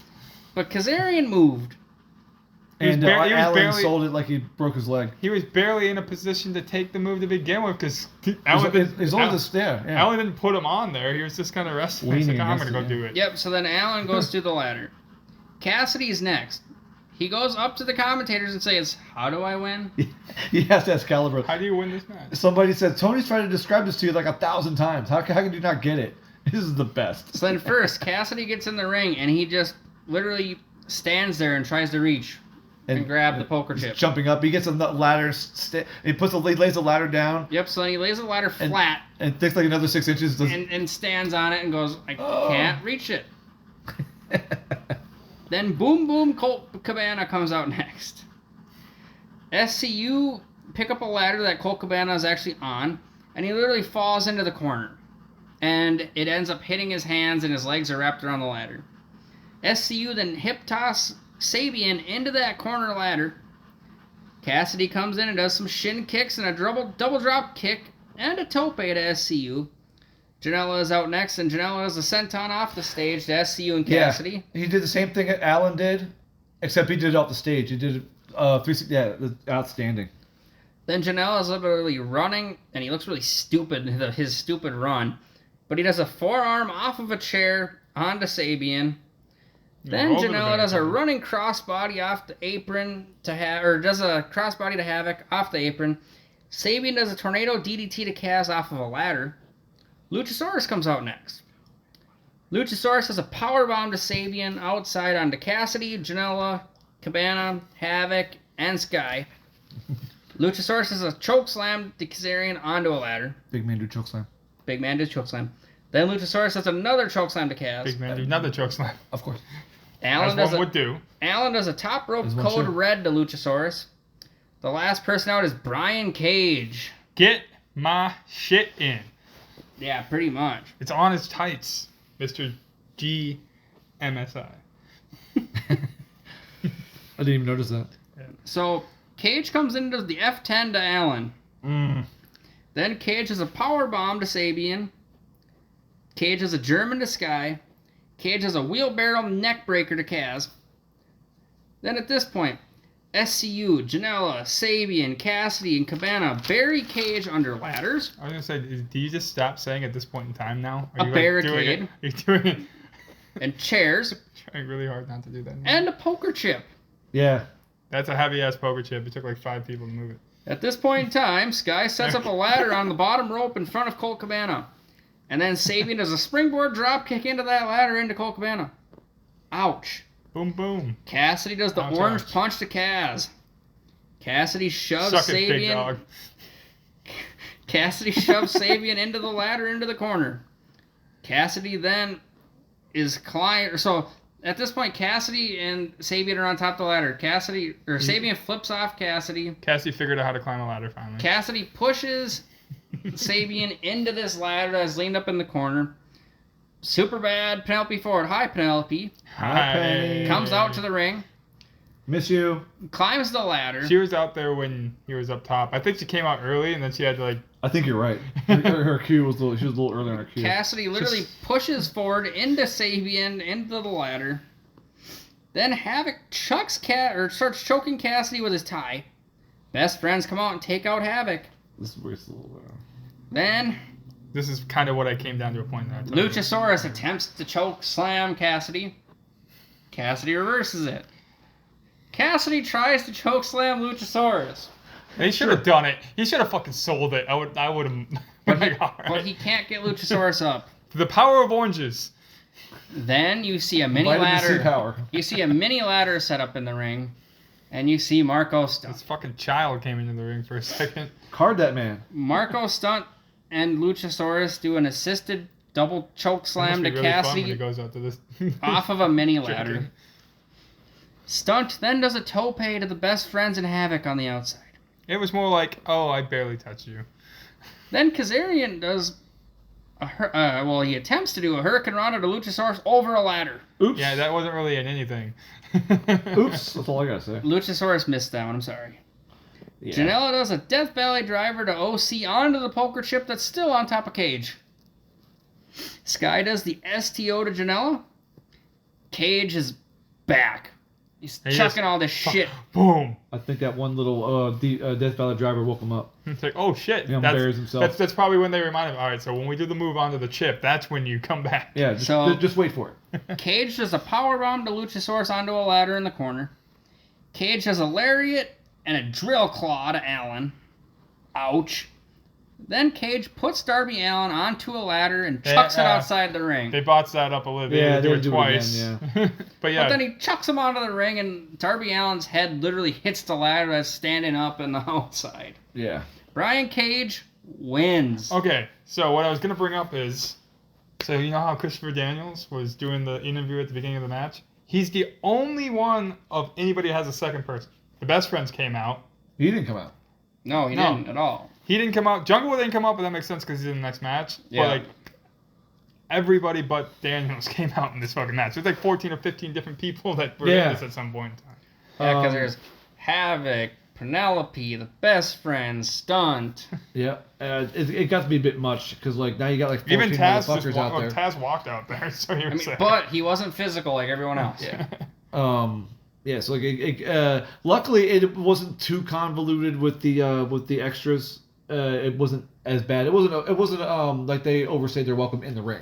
I would have just they did a little spot and then they left. I would have liked it better if they would have actually like hit everything they were supposed to hit without fucking a few things up. Yeah, at least like with the Brian Cage and Darby Allen thing, it still looked really good. But when he did it, yeah, when he did it. Luckily, there for that there was no crowd because they would have shit on it if they would have fucked it up. Yeah. You fucked up. Why are you even trying this again? You fucked it up. I mean, just like in that Japanese women's six-man when they fucking rang the bell. You fucked up. Oh yeah. They started chanting, "You fucked up," and it's like, oh, it's not the end yet. Yeah. Yeah. The I like how AEW is being creative with their battle royal kind of shit. Now they're incorporating it into ladder matches as well, like doing a Royal Rumble kind of format. Because I think it's the first time I've ever seen like a Royal Rumble / ladder match kind of a format. I just sort of laughed my ass off had one of the members of SCU won before like anyone else would have got in the ring, because then it's like, okay, all these people had to qualify to get in this match, and it's already over. Yeah, and everyone, Kip Sabian's like, well, I'm not even at the ring yet. Darby Allin's like, what do? I have all these spots, you know. Can I go do the skateboard spot anyways, please? That would have been awesome. Cassie's like, yeah, whatever. Cole Cabana would be he wouldn't even know what the hell's going on. He'd be like, oh. I'm sure Cole Cabana would be like, well, I was looking forward to this. I'm gonna get on TV for once. George Janela says, I can't be a bad boy if I'm in the back. Luchasaurus is like, oh, whatever. No, I'm pretty sure Kip and Penelope were fine. They were just gonna go fuck in the back. And of course, Brian Cage would be like, I was supposed to win. But Brian Cage would be like, this is my fucking debut. Yeah, I was supposed to be out there. Yeah, that contract that is signed, yeah, you can rip that up. Null and void. I like the Frankie Kazarian Scorpio Sky beginning. It's like the demolition situation in the Royal Rumble, like in '89, way back in the day. Hit the time machine, go back and check it out. Because then who do you fear? I'm sorry. Who do you feel sorry for the most between the two? Number 3, because they're gonna kick your ass. Kip Sabian comes out, talk about that. Darby Allen, I thought is great. I mean, I'm glad that he only did like 2 spots because he would have been dead if he kept going with the regular shit. Well, yeah, because he would he would be doing a move, and then he'd be out for like 10 minutes, and then he'd come back and do one more thing, and then he's gone for another 10 minutes. Cassidy made me laugh out loud. It's outstanding. Cole Cabana didn't do much, but like he still was there. Every time he would fucking be in the ring by himself, then he would get double teamed out of there. Yeah. He just get fucking drop kicked by some dude off the top rope. Like, oh god. I like how Joey Janela just came in balls of fire. Balls out. Minus the way that he runs. He was running really stupidly. But other than that, nothing memorable from Joey Janela. Luchasaurus, same thing. But actually, he was all over the place. He was in the ring a lot. He was. But he had a botch. He was part of a contrived spot. Not a good showing from Luchasaurus, other than the fact he looks awesome. Mr. Get My Shit In got his shit in. And then, of course, Brian Cage comes in, and he does great at the beginning. He catches the coffin drop attempt from Darby Allen, and just... we didn't even show that on TV. They cut the Taz. You saw him fall. Of all people, why is Taz out there? And why is the camera on him? They missed a couple of ladder bumps, too. And Brian Cage became the focal point for a while, then becomes the focal point at the end. Gets his shit in. Then everybody comes running in, all the extras. Yeah, I thought the match was fun. I give it an 8. I'm going 7. There's a lot of bocce. Yeah, no, that's the only reason I give it. There's some bocce ball in here. I like to me it was mostly the format and the uniqueness of it. You probably got the rating right had the particular bots has not been the way they were. Yeah. A few of them. Had they I can give up. I can give the Luchasaurus Cavs one, but the doing the Darby thing twice. Yeah, it would have made me react better with the way they did it if they didn't have to reset up. Right on. Yeah, I'll agree with that. The overall finish of it was great.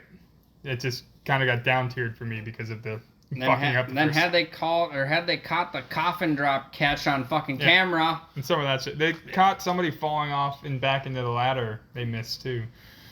It's probably one of the few times I made a rating based on potential as opposed to what happened.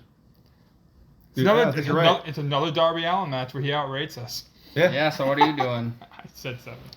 All right. So then... And we're going to outrate him on this one. We go to the next match. Yes. MJF and Jungle Boy. He does not have his Jungle Boy theme song yet. No. With the Lion King shit or whatever the fuck it is? No, it's a song from the 80s, dude. Oh, I have no idea. It's literally called Jungle Boy. Oh, come on. Really? He bought the licensing rights for it. Same with the song that OC uses now. So MJF does a side headlock and a shoulder block to Jungle Boy. Jungle Boy does a shoulder block to MJF. At this point in time, Jungle Boy and MJF have a leg lock. Oh, now that I brought it out, you're going to start using it again. They have a leg lock on each other, and they're both standing on their heads, and they start slapping each other. MJF side chin lock to Jungle Boy. MJF belly to belly to Jungle Boy. Jungle Boy springboard crossbody to MJF. MJF backdrop to Jungle Boy. MJF literally arm whips Jungle Boy into the corner. Jungle Boy lariat to MJF. Jungle Boy does multiple topes and a springboard swinging neck breaker to MJF. MJF does a Brett's rope double stomp to Jungle Boy. Jungle Boy and MJF do have a chop battle. Oh, yay, fuck you. Jungle Boy does a Canadian Destroyer and a crossface to MJF. Code Red. MJF does a modified package powerbomb to Jungle Boy. Jungle Boy does the poison rod at MJF onto the apron. He's dead, Jim. Oh, he could have been. That was a hell of a spot. If he would have been like an inch over more, he would have landed more dead center on his head because he skirted his head off. Even on some of his vertebrae, it would mess his neck up. He hit the apron and skirted it. But if he would have been actually on, like he rolled through it. Yeah, if he would have actually been on the apron and not like off to the side there, he hit it straight up, it would have been fucked. Jungle Boy did a Brett's rope avalanche power bomb to MJF. So then Jungle Boy does a rolling pin. Oh, this is fun. MJF reverses that by flipping it.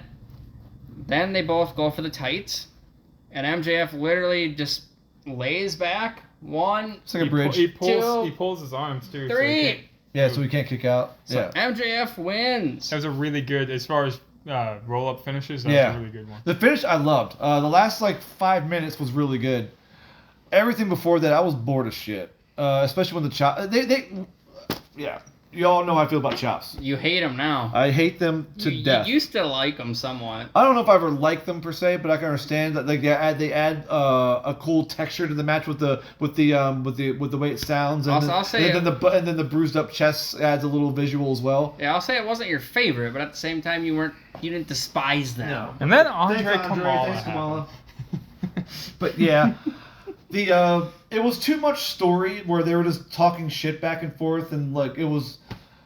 Let's say some wrestling here. Then we go to the friggin' chop battle, which took up 5 minutes because they just wouldn't let go of it, and I don't even know why.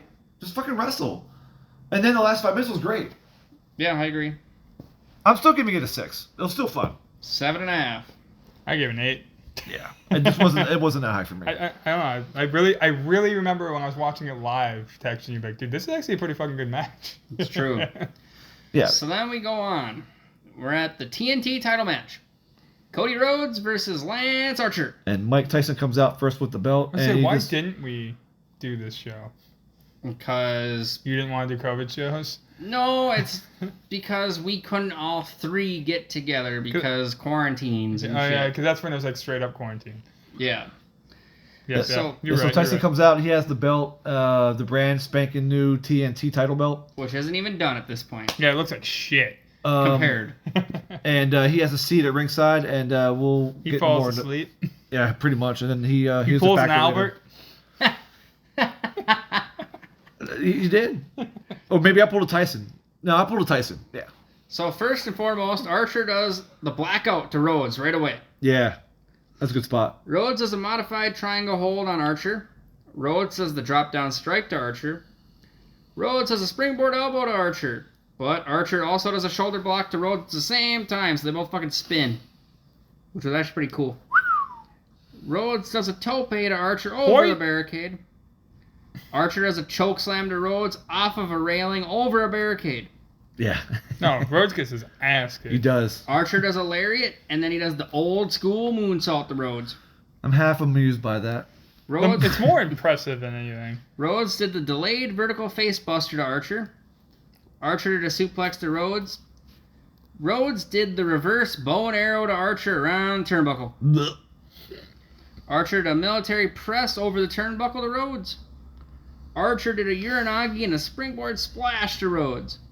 Rhodes did the crossface and a DDT to Archer. Archer did a spine buster to Rhodes. Rhodes did a top rope springboard cutter to Archer. Cane bump. Yes. Rhodes did final reckoning, crossroads, and a stinger splash to Archer. No sell. Archer did a choke slam and the EBD claw to Rhodes. Rhodes did the avalanche reverse suplex off of the top to Archer. Archer did a German to Rhodes. Rhodes does 2 crossroads to Archer. And Cody Rhodes wins the title. Yeah. Yeah, he won the title. Yeah. Yeah. Very first one. Yeah. Okay. Yeah. The first of the EVPs to get the... Yeah. The first of the EVPs to get the... You just booked yourself to win a title. Yeah, he was the first one to get that. I guess you could say at least it wasn't the world title. Well, I mean, Jeff Jarrett did that. I mean, so. Technically at this point, Cody couldn't fight for the world title. Yeah, but that was the big argument was, so Cody wrote a rule so he couldn't go for the world title anymore, so he just created one for himself. What's the joke? Yeah. Which is fine by me, because like obviously him having the belt first, it leads credence to it, and then he does his big like weekly challenge thing. Yeah, and then which is good, because then you got people like Warhorse on the show. No, Danhausen. Should have been Danhausen. Should have been Danhausen, you're correct, but it was Warhorse. AEW Hausen. Here come Danhausen. in the Hausen, in the Ringson. You want to get that money, Hausen. I was into. There's a couple cool spots. Archer with the blackout early. Cody's like, I'm taking away. Powder. Cool. Ding, ding, ding. Blackout. Yeah, cool. Cool. Like Archer is just like, I'm going for the win. Yeah, he kicks his ass the entire match. Cody barely gets anything in until the end. He's bounced around the outside of the ring, in the ring. I'm surprised he didn't go under the ring. There was Cody went for a disaster kick, and all Archer did was just run up and just shoulder tackle him. I thought it was great. That's for the spot where I was saying they fucking were spinning because Cody was trying to do a springboard and fucking Archer shoulder block at the same time. That spot over the guardrail. Woo! What the fuck? Okay, so I hate old school from Undertaker, but at least Lance Archer can do it and do a moonsault. I mean, I'm sure Mark Calloway could have done it at some point in his career, but it's obviously not Don Callis' brother. Back when he was mean Mark Callis, he could have. Teddy Long. That was back in 89 when he was called Mean Mark Callis, so maybe he could have done it then, but he was Don Callis' brother at the time. He's a Jackal's brother. Did you mention the delayed vertical suplex to Archer? That was really impressive. Okay, I didn't remember that. Awesome. I like when Archer just press slammed Rhodes over the turnbuckle. What the fuck, Cody? God damn. And the funniest part is there's a little camera on top of the turnbuckle, and Cody makes sure to touch it first. And then the camera comes like I don't know if it panned down on its own or somebody was controlling it. And Archer was like, yeah. That was literally Cody when he pushed it down when he fucking went over it. Yeah, but then it comes back up to Archer's face. It does move back because he goes back. Yeah, and so maybe it's a spring on the camera, so it doesn't break. Possibly. Unfortunately, this match got convoluted so much in the finish, and you guys have mentioned before that's Cody's trope. Cody's trademark is convoluted finishes. Jake Roberts and Arn Anderson get kicked out. Or just convoluted parts in the match. The Shawn Spears went all out with a lot of shit. But then Jake comes back to the ring with Scorpio Sky's penis in a bag, or maybe a python, giant python. Both. Or both. And then you wouldn't fit both in a bag, man. It barely fits in there on its own. So Jesus Christ.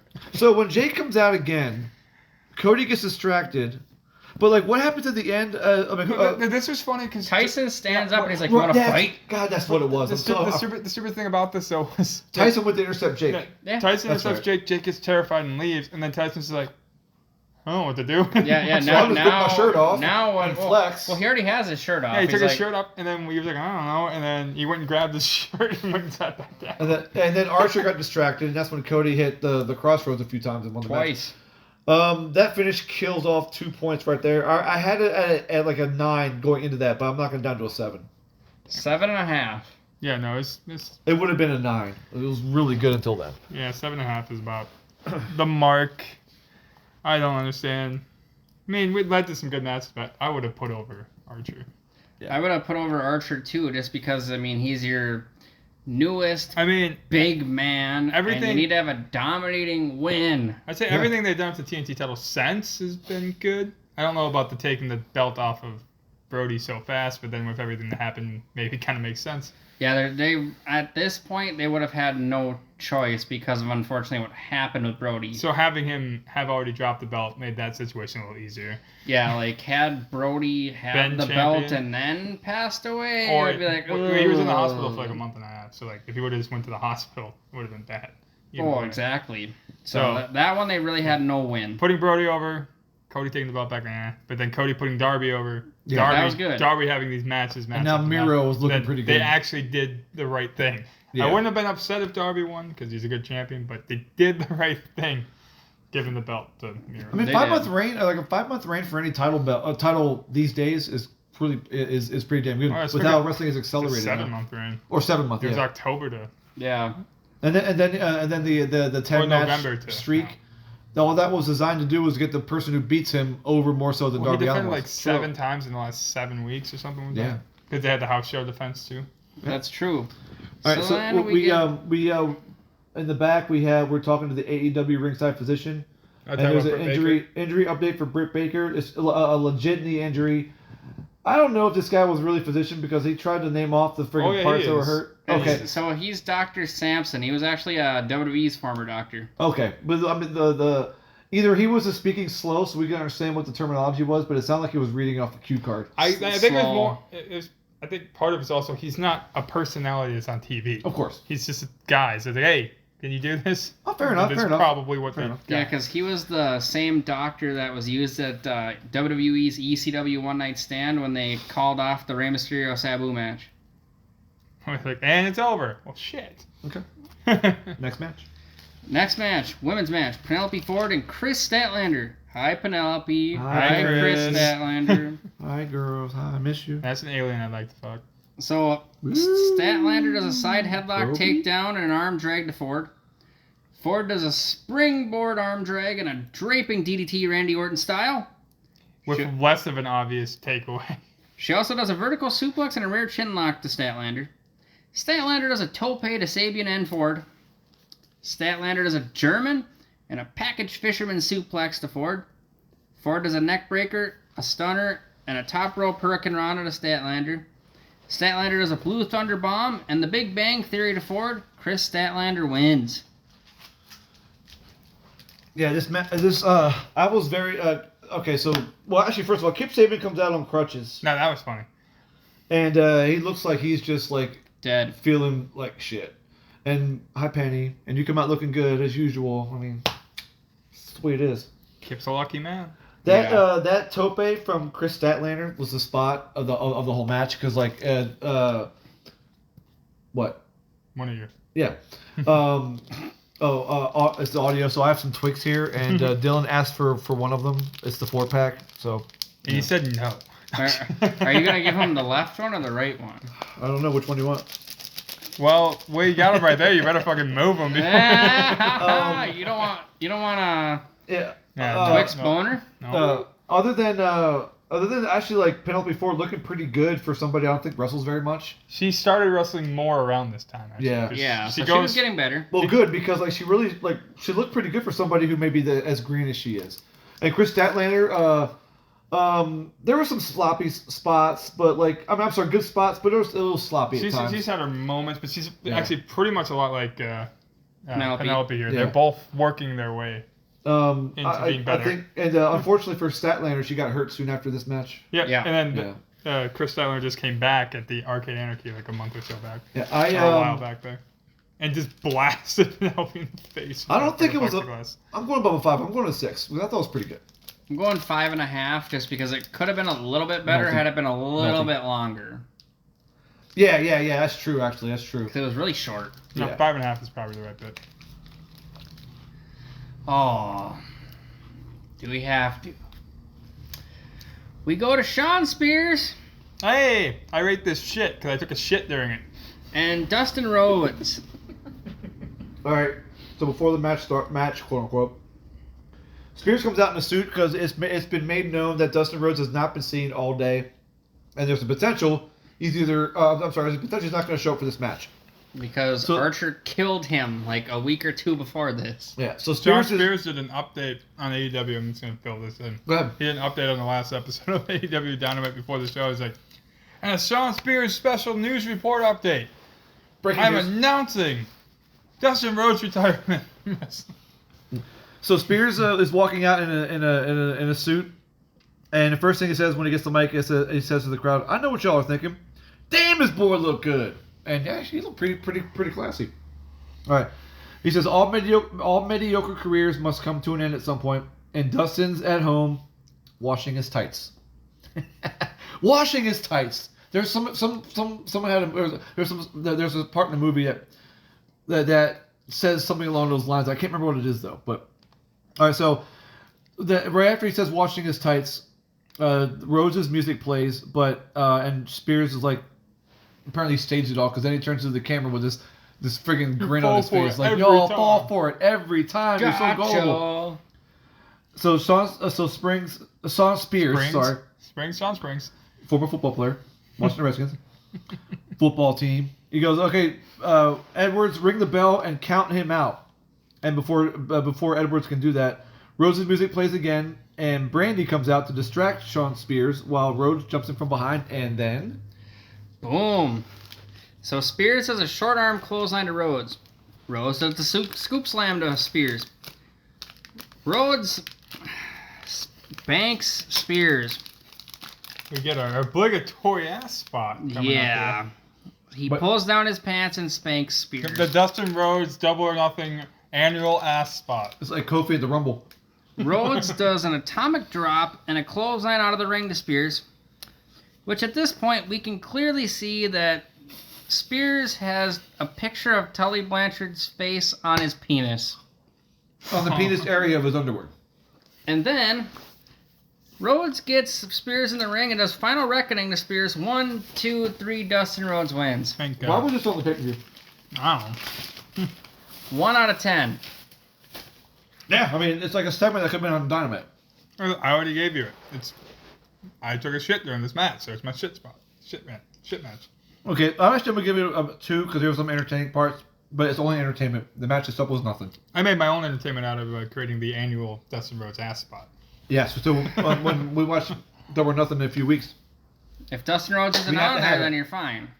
Pay attention, EVPs, creative, Tony Khan, Dustin Rhodes, ass spot. I'm going to tweet him, man. Dustin Rhodes, we need that third year of the Dustin Rhodes. Oh, and Jericho, bragging rights trophy. It's still on it. And the saddest part is Dustin Rhodes' Spears' ass hangs out for like a good 2 minutes. I'm like, oh god, this match is like 3 minutes long. Yeah, name anybody else that had their ass out long. I mean, we're talking about like Michaels. We're talking about Flair, who had their asses exposed. A lot. Rick Rude. And this took forever for him to go, oh, I gotta freaking check my jocks here. Oh, my underwear, sorry. Yeah. And pull them up. All right, let's go on to an actual match. Yay. No DQ match for the AEW Women's title. No DQ, no count out. So what do they call those? You don't need to put the that's what they put on the graphic. Stupid. So what do they call those? Hardcore match. Okay, hardcore match. Hardcore porn match. False count anywhere. Hardcore, no holds barred. So we have Cracker Barrel Classic, you know. Cracker Barrel Clash. We have Nyla Rose versus Hikaru Shida. Hikaru Shida. Hikaru Shida. Joshua likes to say. So first off, there's a tug of war over the kendo stick. Yay. Rose is a clothesline to Shida. Then Rose hits Shida with a kendo stick. Yay. Rose is a slam to Shida. Rose military press to Shida over the barricade into the poker table. That was actually pretty cool. And then she says, always bet on black, which is not a poker reference. It's a poker It's a table, not reference, a roulette table. Rose hits Sheeta with the chair. Then Rose is actually got Sheeta sitting down on a chair and chokes her with another chair. Rose has a side slam and a running splash. Sheeta. Pocket aces would have been a better fitting reference. Sheeta, Hurricane Rana to Rose. Poker. Yeah. Instead of Rose, vertical suplex to Sheeta. Aces? not just pocket aces. Sheeta, crossbody to Rose, running off the I was trying to get a poker one. I steps. didn't get it. Yeah. Sheeta, running knee to the back of... I understand. Bet on the river. Yeah, I forgot the nuts, too. Sheeta, running knee to the back of Rose's head. Yeah. Again. Sheeta hits Rose with a poker chip. Yeah. Sheeta, hip toss to Rose into the poker chip. Yeah. Sheeta, running knee to Rose into the poker chip. So the way they executed this was kind of good because Sheeta, when she hits Nyla, pushes the top of the poker chip with her hands to make sure it falls. Yep. Yep. Sheeta hits Rose with the I kendo think they're stick. bulky, though. I'm sure it had some help. Yeah. That's why both their weight made it happen. At this point in time, Sheeta does a brain buster to Rose onto a kendo stick. Oh, my God. Yeah, not a flat back bump. Sheeta does a running knee to Rose. Rose does a power slam and a suplex onto the ropes to Sheeta. Rose does a top rope knee to Sheeta. Way too long of an ass shot. Rose does the beast bomb to Sheeta through a table in the corner. Paradox. Yep. Whole lot of paradoxes in the show. Lots of them. Rose does the Death Valley driver to Sheeta. Rose hits Sheeta with a kendo stick. Sheeta, top rope avalanche Falcon Arrow to Rose. And she kicks out. I thought they never kicked out of the Falcon Arrow. Nobody kicks out of the Falcon Arrow. You see Chuck E. T. just like, nobody kicks out of the Falcon Arrow. Nobody. Just hear him in the back. Sheeta attempts the running knee again, but Rose hits Sheeta in the knee with a kendo stick. Wait, that should be his new gimmick. Every time somebody kicks out of the Falcon Arrow, he should just walk out there with a microphone and just go, nobody kicks out of the Falcon Arrow. And then What are you leave. doing? And then leave. Yeah. Then, just saying. Then Sheeta hits the running knee to Rose. Then Sheeta hits Rose with the kendo stick. And then the running knee again. And Hits it like a Hikaru fucking... Shida wins hits it the like belt. a fucking baseball bat. Just fucking wow. Yeah, she did. She freaking knocked and Nala sold it like she just got freaking knocked out by a 2x4 and she was. It was literally Ho! and she sold it perfect. Nala sold that freaking kendo stick shot perfect. She was like, she just like got stiff and she was like, oh, and then just fell, running knee. No, she game got over. stiff. No one else would.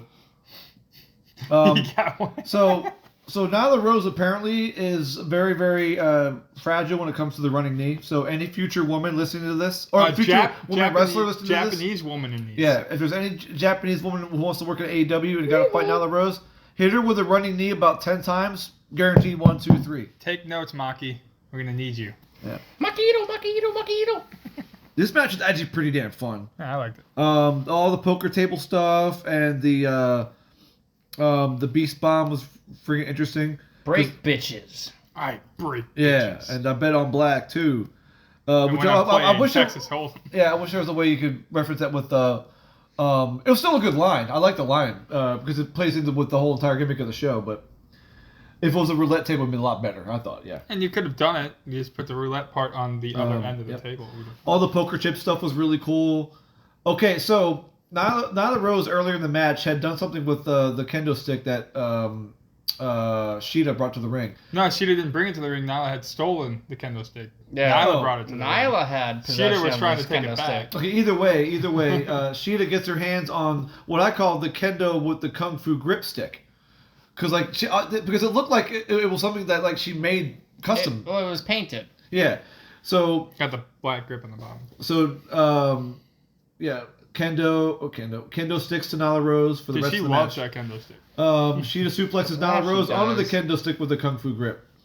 Which was that was the dumbest spot of the whole match. And like that's really the only really bad spot. The paradox thing was fun because we had fun with it. We have even more fun in the next match. Makito. The Falcon Arrow, nobody kicks out, but someone did. Then It would be a paradox when you get somebody pinned with it. So Sheeta match. This happened. And the then paradox if somebody does get pinned by it. Nyla Rose taking the last the last shot with the kendo stick with the kung fu grip at the end was really good, and then the running knee. Except for that stupid little power suplex under the kendo stick with the kung fu grip. This match is pretty fucking solid. And sometimes Nyla Rose is, to me, a little. Sometimes her matches aren't that great to me. I don't know why. Nyla Rose seems clumsy in the ring. Not Nyla Jax clumsy. Not Nia Jax clumsy. Nyla Jax. Now there's two of them. Yeah. Oh God. Oh, they're reproduced? With each other. Oh, jeez. I mean, they used to be able to do that. I gave the match a 7. I thought it was okay. I thought it was pretty good. 7.5. Yeah. I'm right there with him. Yeah. It's solid. All right, so we're at the AEW World Title match. Yay. Unfortunately, Brody Lee's last singles match on pay-per-view. Yeah. AEW World Title match. Jon Moxley versus the Exalted One, Mr. Brody Lee. The self-proclaimed AEW World Champion. Yes, sir. True. So Moxley does a tope to Lee into the barricade. Lee does a suplex and a helo and 2 vertical suplexes to Moxley. On the floor, right? Yep. Lee does a backwards atomic drop to Moxley onto a railing. Paradox. Yep. Lee does a backwards pump handle slam to Moxley on the barricade. That's the paradox. No, that's the paradox. Okay. So Lee does a back suplex to Moxley again. Moxley does a clothesline and a pile driver to Lee. Moxley and Lee at this point do running double drop kicks, which was really kind of cool. Moxley does a backdrop to Lee off the steps onto the timekeeper's table, and Lee's ankles essentially hit the barricade, and one of his feet hit the ring bell, 'cause you can hear it. Also And a paradox. Mox becomes a paradox. Yeah. So now, at this point in this If whole they're night... both paradox, does it fix it? No. Okay. You have to unparadox yourself. Good. I just made up a word. On paradox. And on paradox? I made paradox a verb. So Lee does a top rope avalanche suplex to Moxley. That looked great. How paradoxing. Lee does a release suplex to Moxley onto the card stage setup there. That's kind of a paradox. Lee does a suplex to Moxley onto the card. That's the part that's kind Under the of a wall. paradox. Oh, yeah. That's Gotcha. kind of a paradox. Lee does a big boot and a power bomb to Moxley. Jesus. Moxley chucks a poker chip at Lee. Moxley does the paradigm shift to Lee onto the stage. Through the stage. That's coming up. No, that's on the stage. Okay. Then he does a paradigm shift Easy Seabiscuit. into the stage. There you go. There you go. And he hits 2 more in the ring. So then Moxley does the double arm DDT to Brody Lee. Then he does 2 paradigm shifts. And then Moxley locks in the rear naked choke to Brody Lee. Jon Moxley wins. Yeah. Pass out. This is the best way for to get I'm not saying it's a submission move that Moxley is going to do all the time. He But does do it quite a bit now. But the way that the match was won, it wasn't like Brody Lee either didn't tap out either. I like the passing out of moves like a chokehold or whatever. Neither one looked weak. Yeah. Because they did it here. He did not the choke, but he did a similar thing with Brian Cage to get Taz to forfeit for Cage. Yeah. And then he used... With a chain, right? Yeah. You know, he was fucking with his arm. He was doing a bicep thing because Cage had a injury on his biceps. He's like, I'll rip his fucking arm off. Yeah. And then he brought the choke back with the barbed wire in the I Quit match. Wasn't there a match where he had a chain in somebody's mouth? Or was that... That was Cody and Brody. Oh, okay.Ody and Brody. Okay, never mind. But yeah, then he used the choke with the barbed wire wrapped around his arm in the I Quit match against Eddie Kingston. Right off the bat, I thought it was really cool that they had the security guards out there. And I thought Moxley was going to bust through them to get to Brody, but whatever, right? He went the moment the bell rang. Yeah, but the guards had moved by then. I thought he would just barrel through them because it's like, well, this is a personal feud now. You know, it's for the belt and all that stuff. It's personal. Yeah.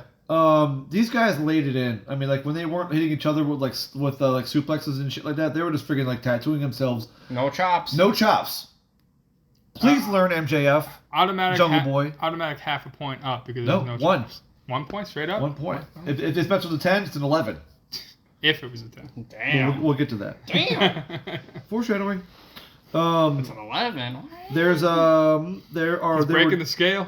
Can't do it. There were absolutely 0 bad spots. Everything looked like it moved perfectly from one place to the other. Like I said, no chops. That helps. Beat the ever-loving shit And out they of were each other. punching each other. They're kicking each other. And like there were times They where slapped each other so hard though. yeah, they were Holy shit. freaking bitch slapping each other. Fucking and they didn't lay back. I mean, these guys have had so many matches in WWE They probably can't have a bad one anymore unless someone books it the wrong way. Great camera view after the DDT when they're coming up out of the hole. Oh yeah. Not that hole. My hole. So Dean Ambrose over here and Luke Harper having a great match. My hole. Yeah, so Mox comes up first, and the first thing it reminded me of was when Vince McMahon was fighting Hulk Hogan at WrestleMania 19, and he just comes up with this evil look on his face, and he has blood coming down his face or whatever. And then unfortunately we didn't get the close up of Brody Lee, did we? No, it kind of did. It just wasn't from the. They kind of had the camera a little higher when he came up. It would have been. But it didn't affect anything because we knew you see Brody bleeding when he comes. Yeah, well we knew too because we see the gloves that get put on by the refs. Mox goes right after the cut, perfect. Don't even wait, just freaking hammer into that. He's elbows and punches and everything. 2 paradigm shifts. Brody Lee's fucked. Rear naked choke for the win. Perfect finish, perfect match. I gave it a 10. Ooh. Can't fuck with it. What are you thinking? I gave it a 9. Cause I'm going 8.5. No, the match was good. I liked every second of it. It was great. It's definitely. I wish it would have had a little more time. That's the only thing I wish it had. It was about 15 minutes, I think, when I timed it. I think it was perfect. If it would have had, let's say 20 minutes, I would have been, boom, perfect. I get his point, though, because, you give it more time, but they did 15 minutes worth of just kicking the shit out of it. Yeah. Oh, yeah, no, definitely. And they sold it all, too. Yeah, I'd rather him have them, because they obviously had to leave room for the fucking Stadium Stampede match for their football field fuckery. Yeah, football field fuckery. Yeah, Jim So Cornette. 15 minutes to me was perfect. I don't think they need to go longer than that. They made their point. Got it. Get in, get out, and make a happy man out of me. So perfect. Jesus. Just because there was no chops. That helps. All right. It might have been a 5. Throw one chop. If I saw one fucking chop. Then we're at Stadium Stampede. All right. Matt Hardy and the Elite versus the Inner Circle. First and foremost, the Inner Circle come out and they all have jersey numbers. And they're really good at doing these things with their big matches. And they're all representative of a certain something. I'm sorry. We'll talk about that after the match is over. Hager's number is his old number in college. Guevara is the year he was born. 5150 is because Santana and Ortiz are crazy. Yeah, 5150 and a motherfucking cop. You go crazy. And then Jericho's number is actually his dad's number from when he was in the NHL. That's kind of cool. So they do a similar thing in the butt and guts match that you'll see. Right away at the very beginning, they're all just fucking running at each other. Yeah, the ring is set up on the 50-yard line, and they're at opposite ends of the field, and they just haul ass towards each other. And Hangman's not here yet.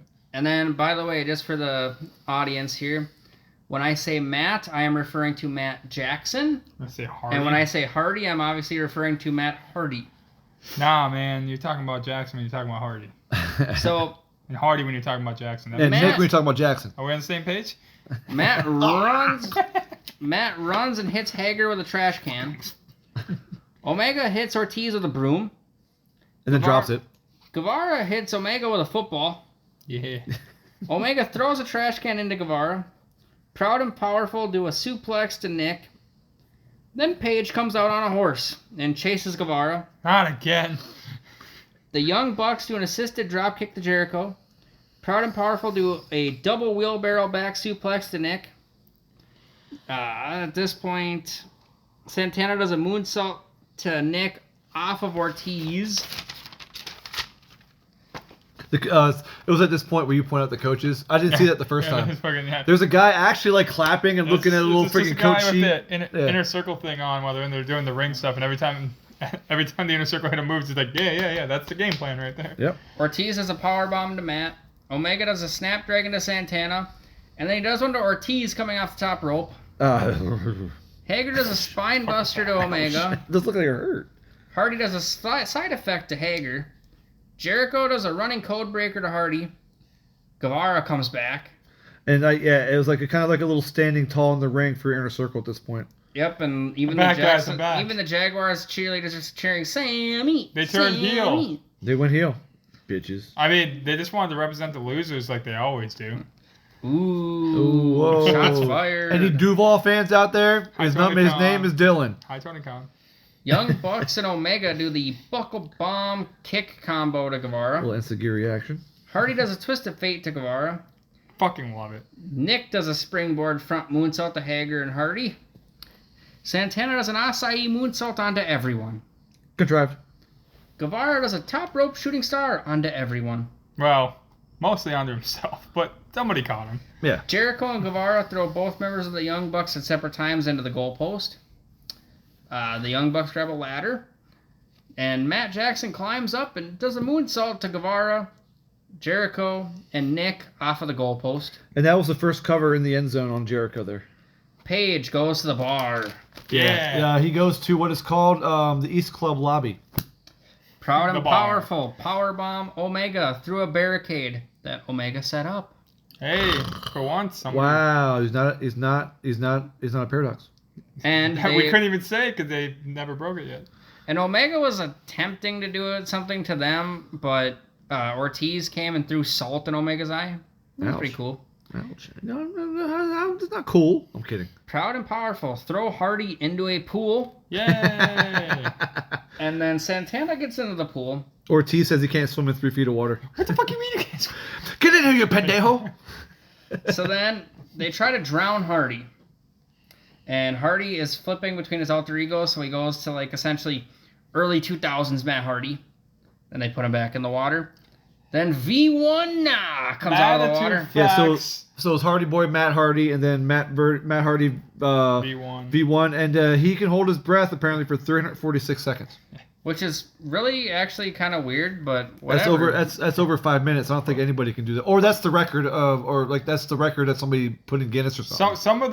Some of those Matt facts, or what he used to do, whatever, I forgot what they're called. But some of those facts were never true. It was like, hey, look how cool I am. I can actually see them being true, though. Said some of them. I didn't say all of that them. one, I don't know, because you would literally have to fucking practice holding your breath. You don't have the attributes to defeat V1.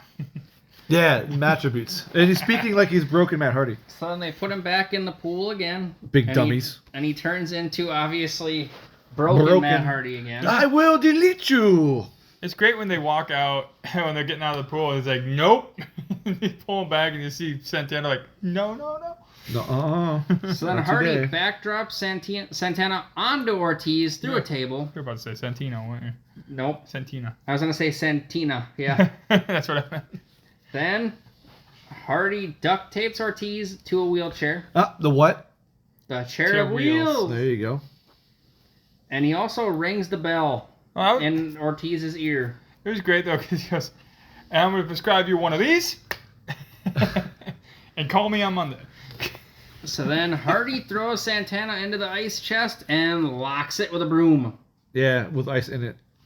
So then Hager... A little payback from the match they had on Dynamite. Hager walks into the bar. He sees Hangman. Hangman goes, "You here to fight? You're here to drink." Or are you here to drink? They both take their drinks, and then Paige just goes, "What's the difference?" Then they start fighting. Hager does a Uranagi to Paige on the pool table. Hager slides Paige all the way down the bar. Hager does a gut wrench powerbomb to Paige through a table. Paige does a buckshot lariat to Hager over Kenny Omega and over the bar. Okay, before we go any further, Adam Page breaks the big man rule, by the way. Yep. He goes for something off the bar. That was right before the Uranagi onto the pool. And Hager catches him, and then the Uranagi happens on the pool table. Oh, and by the way, before that, they're smashing bottles of bubbly on him. Well, I think that's coming up. That's coming up. Kenny's not here yet. Page does a He's moonsault because they did over. Not at the part that he's talking about. Yeah, so Page went for Hangman went for a moonsault off the bar. Hager catches him, and then Hager does the Uranagi on the pool table. Yeah. Then they do the rest and then catch. And then to slide down the bar and then go. Yeah. So then Omega and Page cheers. So then He went through all of the Kenny and stuff already. Matt does his Northern Lights suplexes, the Locomotion Northern Lights suplexes to Guevara, which in total are 100 yards. Yeah, he did it all. Jericho hits Nick with a first down marker and says, "That'll move the chains." Dude, I don't know why, but I loved all the corny football references. Yeah, and it was at this point where we're like, it'd be great to see like a camera be on somebody else, and you would still see like Matt suplexing Guevara down the field, but we didn't see it. So then Nick finds a ball bag chilling on the bench and starts chucking footballs at Jericho. Like spirals. He was. Right to the balls. So then Jericho throws Nick into the Jaguar's mouth. Whatever the fuck that thing was. It was just an inflatable Jaguar. Then it must have hurt. Then Jericho does the Judas effect to the mascot. Jackson DeVille. Fucking love it. Nick does a super kick to Jericho into the practice kicker net. And It's he good. gets a field goal. I don't know how that works. But Jericho hits Nick with Floyd. At this point, we see Matt and Guevara at the 50-yard line.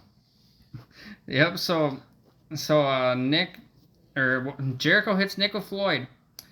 1, 2. Jericho throws the red challenge flag and challenges the play. This is the only time where I'm going to say challenging a 3 count was great. Yeah.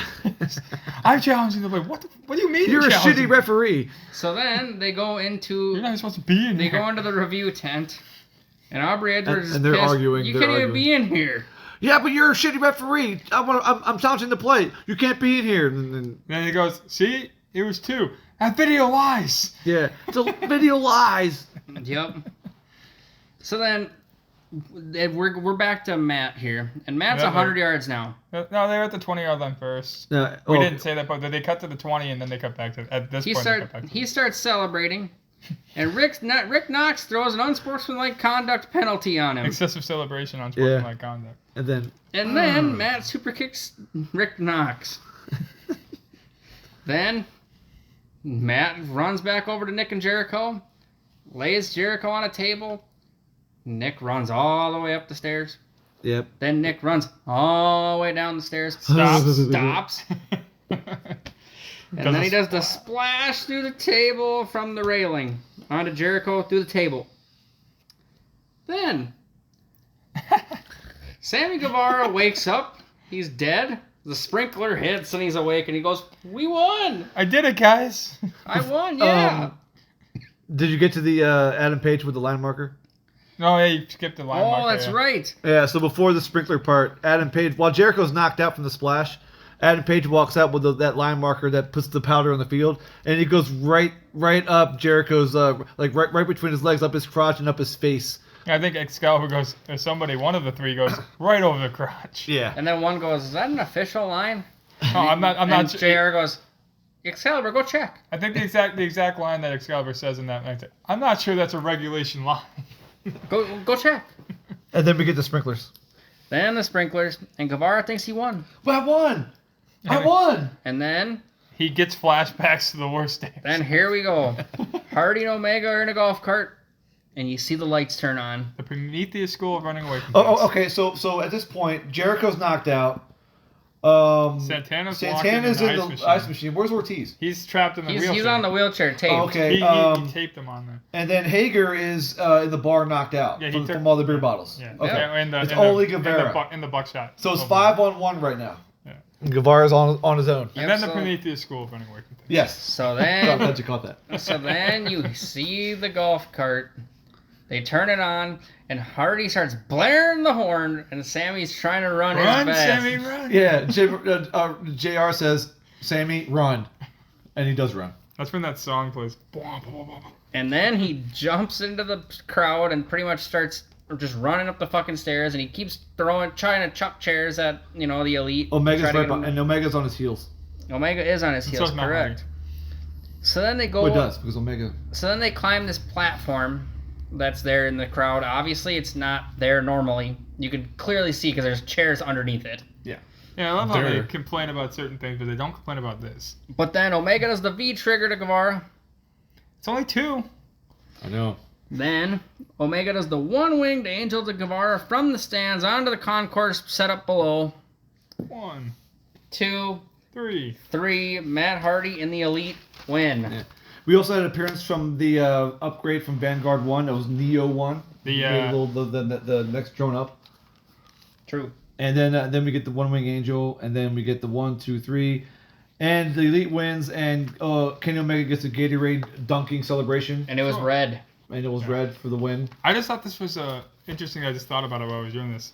It's not the same version of the Elite, but... What? I'm getting to a point.